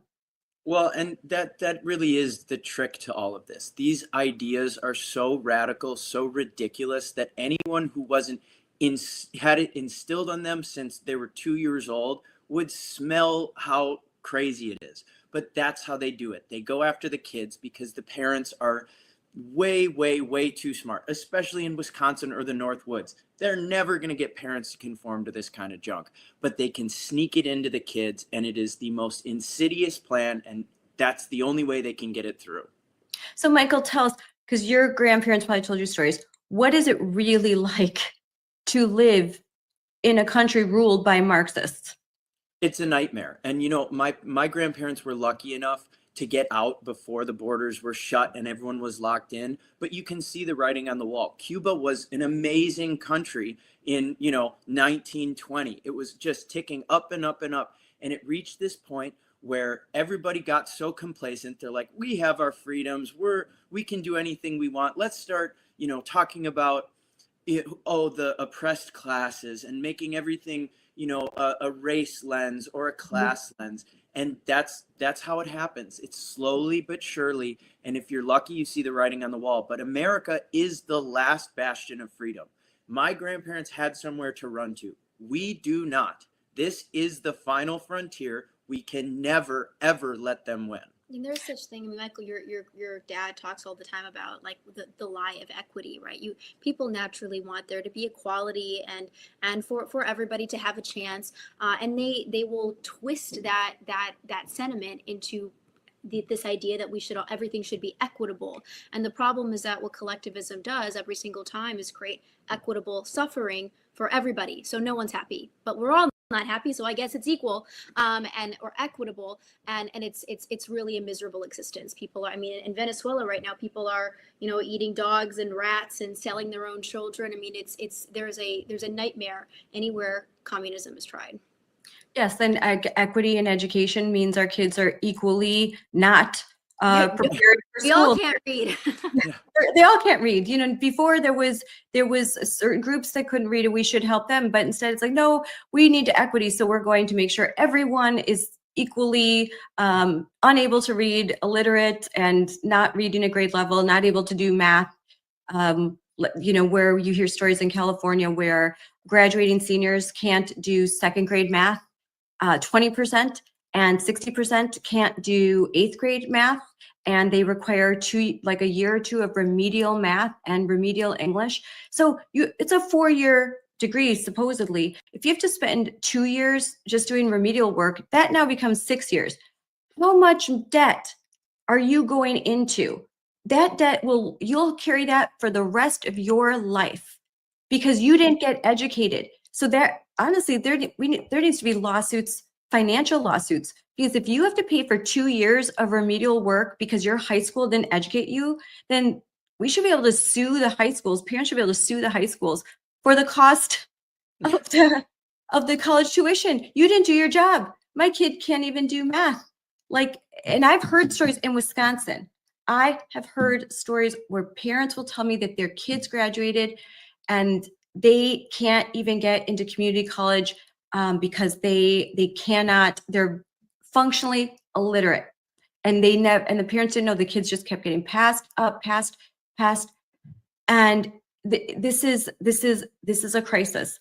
But what Marxism needs is a whole population that can't read very well, because that's the best way because they're lies. And you need to not be able to think critically in order to accept what they're telling you. And look at Mandami. I think what you're seeing in New York, that is how it happens. And that's where I'll lead into this. When you have young people feeling that they're not being heard, that there's not economic opportunities, that they are like swimming in debt because they got a degree in liberal arts, and they feel like no one talked to them, that spending $80,000 a year on a degree that is not marketable, what that would mean. And compounding interest, what does that mean? And suddenly they're waking up to this and they hear someone like Mandami and they're like, oh, my savior, solution. So yeah, honestly, I would say that a lot of the issues or the reason why young people are turning towards Mamdami's is because at least he's crazy. All of his solutions are completely incorrect. However, every problem he points to is a serious problem. Why can't young people afford homes? How come they can't afford to get married or have a good job and raise kids? When these are the messages that young people care about. And that's why Donald Trump got elected. Yes. He talked about these issues. And frankly, I've said this kind of jokingly, I agree with Bernie Sanders on almost every problem he points to. Healthcare is too expensive. Rent is too expensive. Homes are too expensive. The problem is the solutions. So if the right wingers want to win elections, especially with young people, we read an article this morning in the Epoch Times that says young people, so Gen X and lower, for the first time are going to be the majority of the electorate. These are the issues they care about. And if Republicans keep talking about marginal tax breaks or things that nobody cares about, they will lose. Yeah, you're right. And that's a great point. So we need more Gen Z voices. We need more Gen Z running for office, participating, because they are now going to be the voters. They're going to be making these decisions. And they also have to understand how the government created these very problems that they are dealing with. They just don't understand because they haven't learned these things. They were too busy like coloring in the gender unicorn picture to learn basic economics and how the economy works and what happens when you just flood the country with all this easy money. You know, these are kind of hard concepts. So they need to understand that the problems that they have are because of the government. So the solutions cannot be the government. Yeah, and really, it's not as complicated as someone might make it sound. I mean, really, all we need is someone who will go out and say, hey, every single industry the government has subsidized or invested in, the prices have skyrocketed. Look at rent, look at education, look at healthcare, and look at the industries that the government didn't subsidize. televisions, cable, phones, everything has gone down in price. And it's not complicated. We just need someone who will go out there and explain it very simply. And young people resonate with the message. That's why you saw so many young people vote for Trump in 2024. But it's also the reason why you saw so many young people vote for Mamdani, is because they just want to hear someone who has the remotest idea of a plan to solve these issues. And they're looking for authenticity, right? That's why you have to, you know, the elephant, just point out the elephant in the room. You can't say, oh, everything's just wonderful. You have to say, like, listen, here's an issue. We're pointing it out, but the solution here is wrong. Like, for example, formula. A can of formula is insanely expensive. And why? Because the government subsidizes it. Like, there's no reason why a small can of formula should cost $40. But because the government is subsidizing it, that's what it is. And it's and something I've noticed a lot is during the last year of the Biden administration, inflation was crazy, and the Biden administration said, there's no inflation. What are you talking about? You're crazy if you think there's inflation. And I've seen some Republicans who've kind of taken that approach, saying prices aren't up. No, they are. But the reason they're up is because of Biden. This inflation, if you look at it on a graph, has been going down, but prices are still going up. It takes a while for the economy to get back. And frankly, Secretary Bessent has been saying we project almost 6% GDP growth. That's how we come back from inflation. The path down is very quick and very easy, but the path up takes time. So it's important for anyone who's running on the Republican side to say, yes, prices are up, but their wages are starting to come up. They're starting to follow. They're slightly slower, but have faith. Things are getting better. They really are. Just look at gas prices. They're already down. Yeah, they are. The gas prices are down. Anecdotally, I'll say, because my daughter is moving back to Wisconsin, and we're like just starting to peak at the housing market. And this is the first time that first-time homes are starting to come online, and the prices are they're going down, and more of these homes that could be flipped, starter homes, they're coming online. You can kind of see that it's moving. Things are starting to move. Like that thought is happening. It's going to take, there's a lot of different avenues. My husband is the one, he's the business one that will explain like some of these things to me, but he feels confident. He just says it's going to take time. He's hoping by next year that the housing market should be a great deal better. And he's totally right. And the key is to tell young people, don't jump ship. These things take time. Everything is happening the way it needs to happen for prices to come down and for wages to come up. We're doing the Trump administration has already shut the border, and they're doing everything to deport migrants. Now, I'll admit they've reached a lot of pushback from ridiculous governors like Pritzker or Newsom. So that's going to take some time. But everything is trending the right way. So don't jump ship. Have faith. Well, I think that people are like desperate, and that is why a lot of them are attracted to what Zohran Mamdani is saying. And when Michael and I watched that meeting with the president and Zohran and how kind of chummy it was, and everyone was sort of surprised by that, we were not surprised at all, because the two of them are populists, right? Like they get in the meeting, they're both saying these things are all problems, and they agree on them. There's constructive and there's just destructive populism. President Trump, I would say, is part of constructive populism, and Zohran Mamdani is destructive populism. And a big key with how to address a lot of the economic problems that we're seeing, even problems in the classroom, is mass deportations. That's something that Zohran Mamdani is not interested in at all. But if you're a teacher in a classroom and half of your students don't speak English, how are you supposed to operate in that classroom? How are you going to keep everybody on the same page? And then the students who are English speakers, whose parents are not illegal immigrants, end up having a real disservice to them, and they fall behind because their classroom is inherently being dragged down by students who don't speak the language. So it's a huge problem. And to point that out to people, to say, hey, mass immigration is driving driving wages down. You're flooding the job market. It's creating problems in the classroom and strains on entitlements and on our even the food stamps. If you're able to point that out, people will start to see what you're saying. But if you ignore all the problems and say, oh, there is no problem and housing is totally fine and it's okay for BlackRock to buy up single family homes, well, then you're not going to reach anyone. That's not a message that's going to resonate. Nope, that angers me so much, that situation. I think you're right, the two populists. And then one has real world experience, an entrepreneur, somebody that has like just the most like business experience, negotiation, understanding of the economy. Another has never been in the private sector. And I think you see that a lot. The populists on the left, they don't operate in the private sector. They've never owned a business really. They've stayed in the whole bureaucracy, or activism. And so they just don't know how things work. And then they dictate, we're going to do this. And then that doesn't work. And then we need more money. And eventually the host runs dry. There's only so long that you can like, as locusts come, eventually the crop's gone. Eventually they destroy everything and they have to go find another one.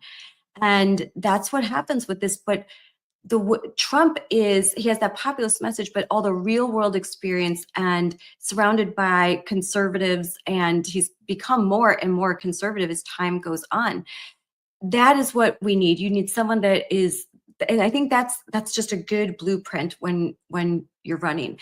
Honestly, I would say I don't even think it's Trump's experience. I think it comes from the fact that he's an American. His parents were American. He understands what makes this country great. Zohran Mamdani is a Muslim Marxist from Uganda. He doesn't understand American principles. So yeah, it's great to have people who, have worked in the private sector for 60 years and are billionaires, but it's not complicated. You just have to understand that we're Americans. We fix problems on our own. We don't get the government involved in every single little thing because it messes up everything it does.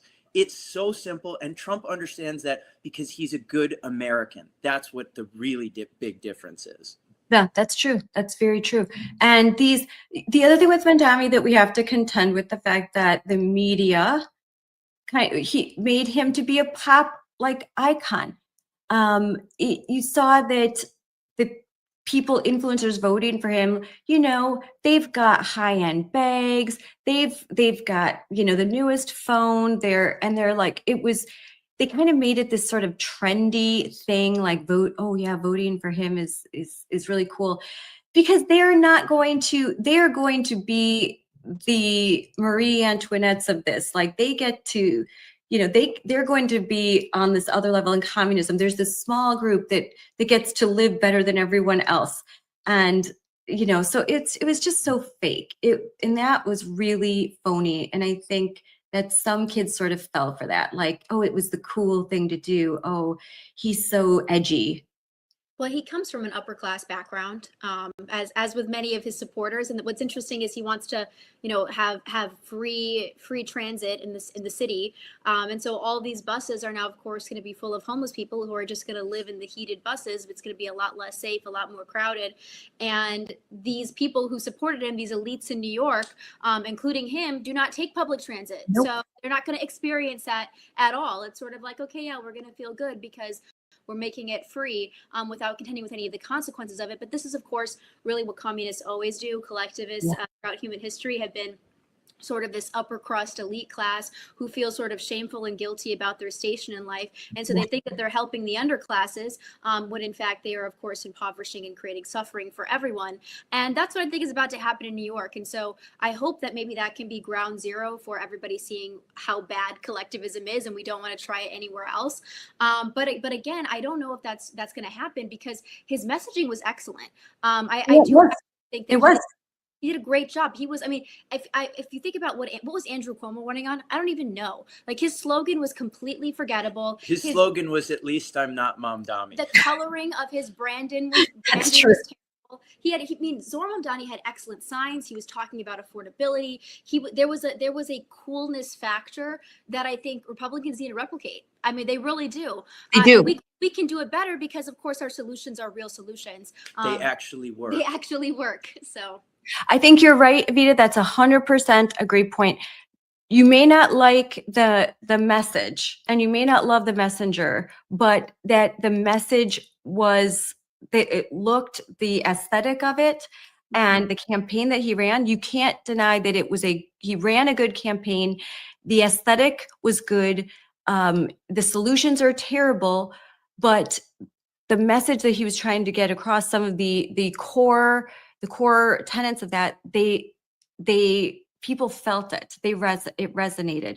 So replicating that, but inserting the right ideas and the right solutions would be a good thing. Don't discount. I wouldn't completely discount that. And I think I hear people that do like, oh, it's a one-off. Oh, that's just New York. Oh, just blue. Don't. That's dangerous thinking. You need to look at those elections, especially the one in New York, and realize, take some of the things that worked there and apply them, but offering the right solutions. I 100% agree. We've got to be more tech savvy too. We've got to be more tech savvy. And have good candidates too, Scarlett. I don't know how you feel about this, and maybe this is a controversial take, but I thought the choice between Zohran Mamdani and Andrew Cuomo was just like the worst choice possible. It was like saying, here, vote for Bernie Sanders or Hillary Clinton. Well, I just wouldn't vote. And so I don't blame a lot of New Yorkers for not voting. I think that they should have let the Republican candidate actually be the candidate instead of instead of Cuomo coming in as a third party option. I think that's really what ruined it. He had no right. He had lost the primary already, but I think good candidates really matter. And there was nothing interesting or exciting. And actually it was very negative. Everything around Cuomo as this grandma killer. He's a terrible guy.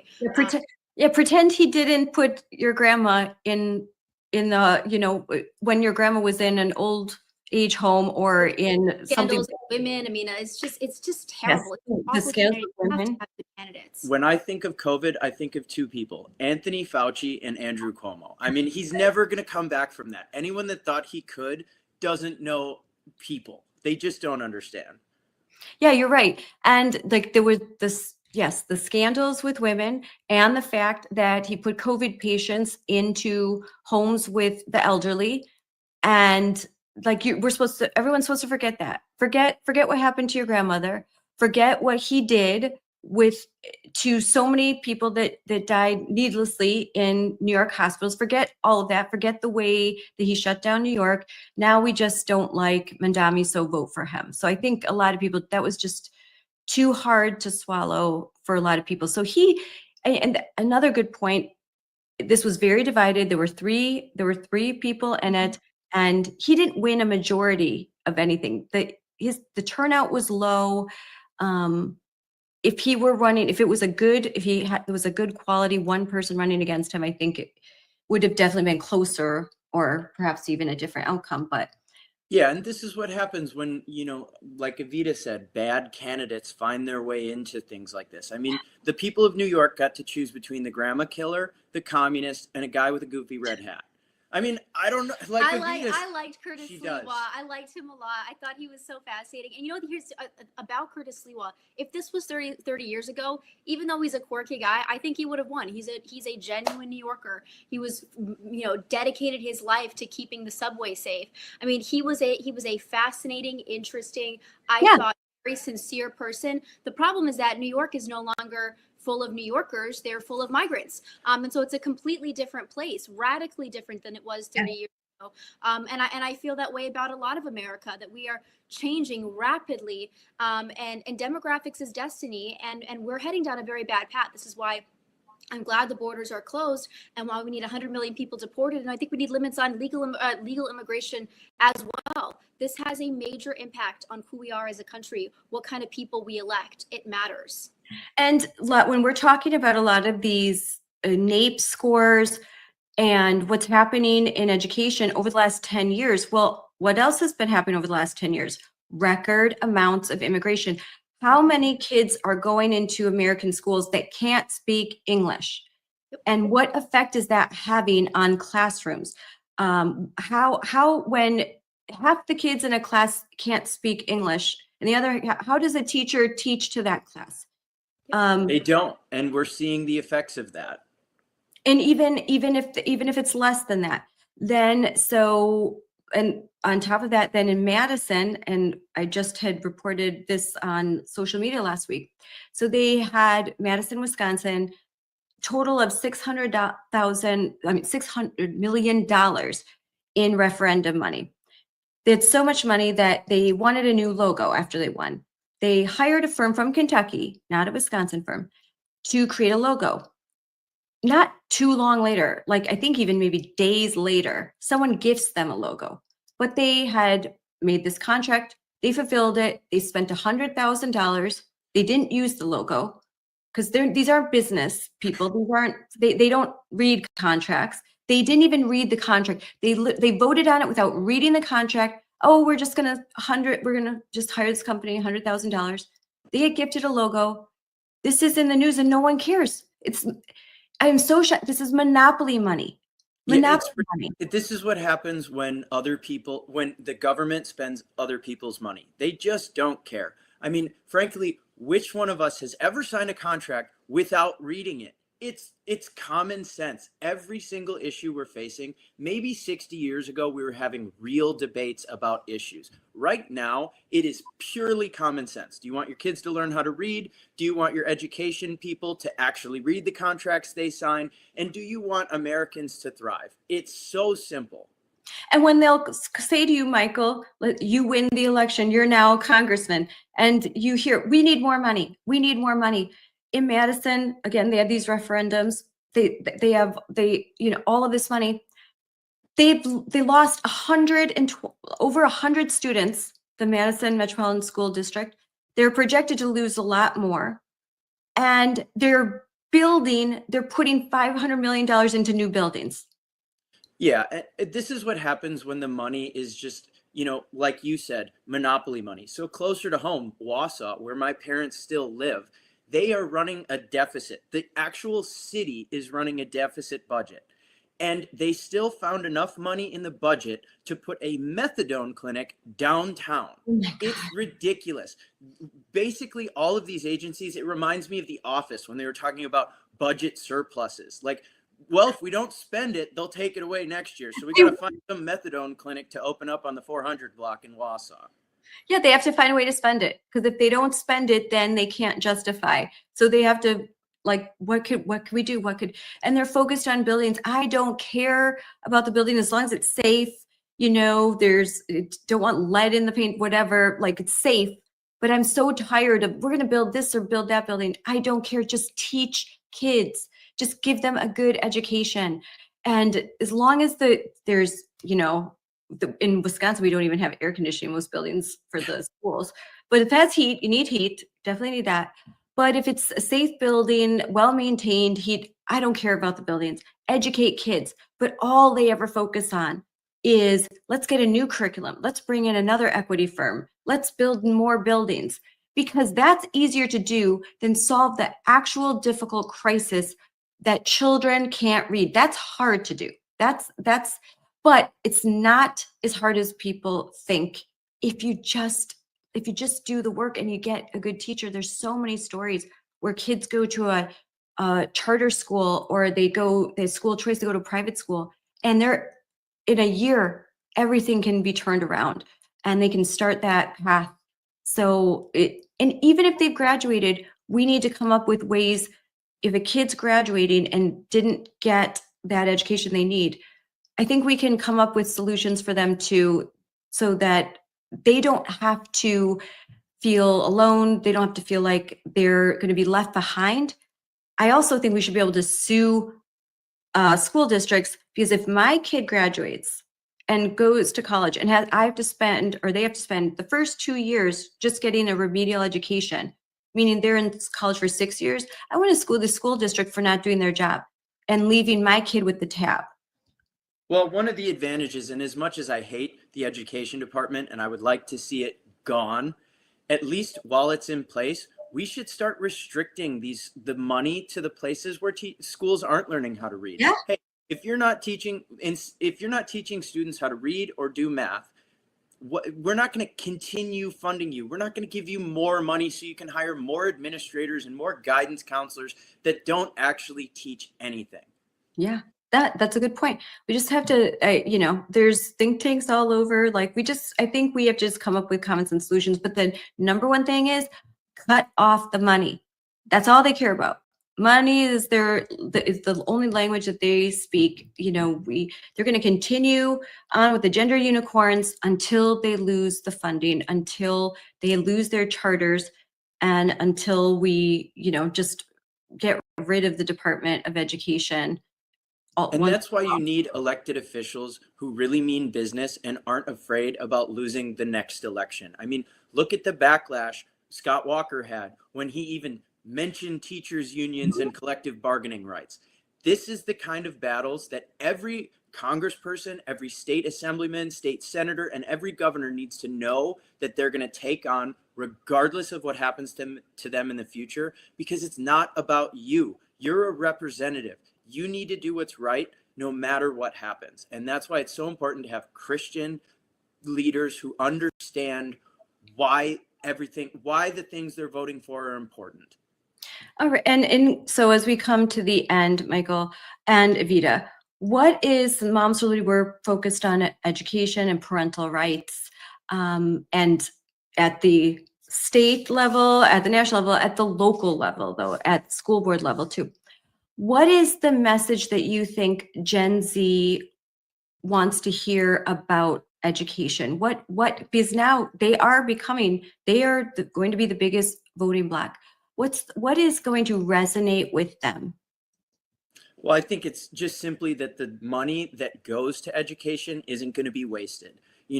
All of the issues that Gen Z is facing is pretty much all comes from government overspending. So if we can show young people that the money that is going to schools is being used to pay the hardworking teachers who are actually working to teach students, that's going to resonate with them. They hate the waste. We send $50 billion to Ukraine a year, and we send money to Afghanistan for transgender goat surgeries or who knows what. They just want to see the waste stop. Yeah. And I would also add that for Gen Z, left and right wing individuals, the cost of college education is a huge deal. It's gotten out of control in the 1980s. In today's money, college tuition was $2,000 to $3,000. Now it's $10,000 or more.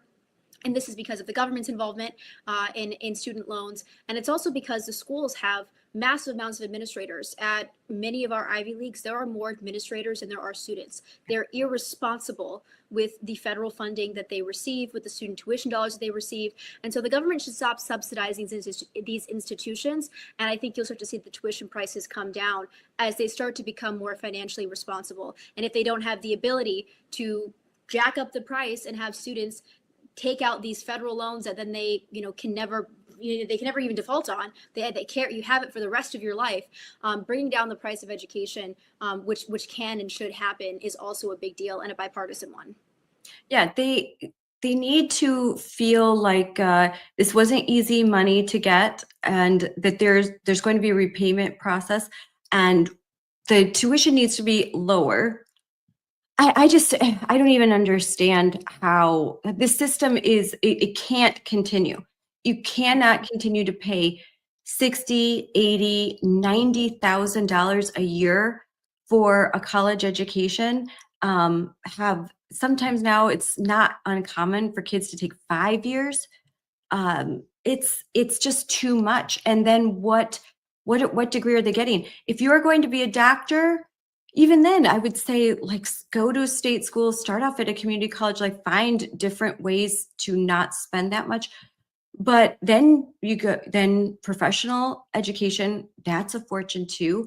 So you graduate, and that's just an insane amount of debt. To graduate with a mortgage, you graduate with a mortgage. I think that is psychologically destabilizing for a young person, and we need to do something about that. And it's hard for parents to save, to put their kids to college. to help out at least. And not every kid needs to go to a four-year college. We need to have better programs and pathways. And I know Secretary of Education has been really talking about that there are other pathways. There's pathways to two-year colleges, to different fields, using the military, going into the military, and then going into your chosen field.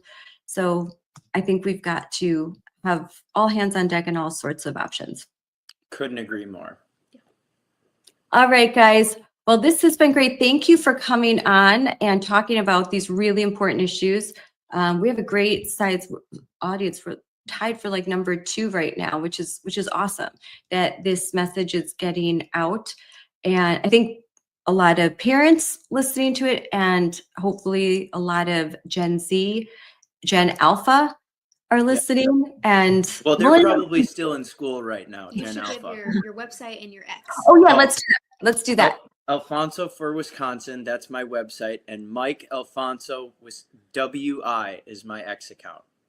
Okay, If you yes. want to follow what we're doing on the campaign trail and all the different ideas we have to actually right the ship and to make sure that prices come down and to make sure that families can afford to have homes and actually build a future where they were from, that you'll see it all on X. Yep. And I will put all of that in the comments as well. I'm used to recording, so I didn't do that. But yeah, follow Michael, follow him on X. It's really easy. Then you can see he has a great ad. I love your ad. It's really well done. It's really She had a lot to do with that. She's the artist. great job. We so appreciate you, Scarlett. You're amazing. You're an American patriot. Like I said, last time, you're like Google with all the facts, everything. You got it all down. So Scarlett, I would like to see you run for office someday. I don't know if that's going to happen. Oh, your mom has said that to me as well. It could happen. It could happen someday. That would be a scary thing for a lot of the people on the left. That would be very scary. They wouldn't like that, but I would love it. And I said to my mom in like, when we first met in 2022 over the phone, we had met, and I told her, I said, there's this woman named Scarlett, and she's amazing in Wisconsin. I think she should run for office. And then like 2 years later, she said, do you know this woman named Scarlett? I think she should run for office. I'm like, yes, I know who Scarlett is. So we both have independently said, we think you should run. You're an amazing American patriot, doing such good for Wisconsin. Thank you. Thank you so much. I'm about to issue a press release about WTMJ4, because if you don't know what a brony is, unfortunately, I now do. And there was a conference where WTMJ4 had a reporter at this conference of grown men who dress up like My Little Pony characters. And it's basically it's a whole grooming thing. It took me all of like 5 minutes to Google and find like a lot of disturbing information. And they're like, this is a family-friendly event in Milwaukee. Come on down. Just like the naked bike ride in Madison is a family-friendly event. It's a joke. Yeah, do you want to bring, Evita, why don't you bring your brothers and sisters to go watch grown men dressed as Princess Sparkle Pony? Well, a friend of mine, Kylie at the Federalist, she actually reported that she just happened to be because she lives in Madison, downtown, walking, naked bike parade comes by, and there was a child, there were children watching, of course, there's a child participating in it. I mean, this is like absurdity. And even if you go to a pride event, this was not a pride event. This is like the naked bike thing. But the pride events are like this too. It's public nudity. It's disgusting sexual acts in public, and children are present and/or participating. It's a huge problem. It's disgusting. It's disgusting. It's disgusting. So I'm like, we're putting out a press release on this. I want a demand a retraction. This was not family friendly, and you should not have directed families towards it. And you should not, again, Wisconsin, hello, we have a real problem with groomers and adults that are like facilitating it because they want to be, belonging, inclusion. I'm a nice person. I need to virtue signal. They're so interested in virtue signaling that they don't do the work and realize that they are promoting pedophilia and grooming, and it needs to stop. And what's nicer than protecting innocence? Isn't that our job? I mean, come on. It is. This is dangerous stuff because kids, little 7-year-old kids, I have stories, Googling My Little Pony, and they'll get off into this crazy world. Yeah. And their kids aren't protected, and we got to do something. So anyways, that's my TED Talk. All right, guys, have a good day. Have a happy Thanksgiving. Enjoy your holiday. I know I will. After this, I'm taking a break. I'm in mom, grandma mode. So Love that. Well, you too, Scarlett. You have a wonderful Thanksgiving. Thank you so much Yeah, for having thank you us for on. having us. bye. Bye, guys. Bye. That was, I love talking to them. That was great. So thank you all for tuning into this live stream. We are going to re-air this tomorrow. And along with, I have a conversation with Ryan Walters, which is really good with the Teacher Freedom Alliance. So this is Scarlett Johnson Unleashed, presented by Moms for Liberty. Thanks for joining. And remember, you got to keep fighting for kids. Bye now.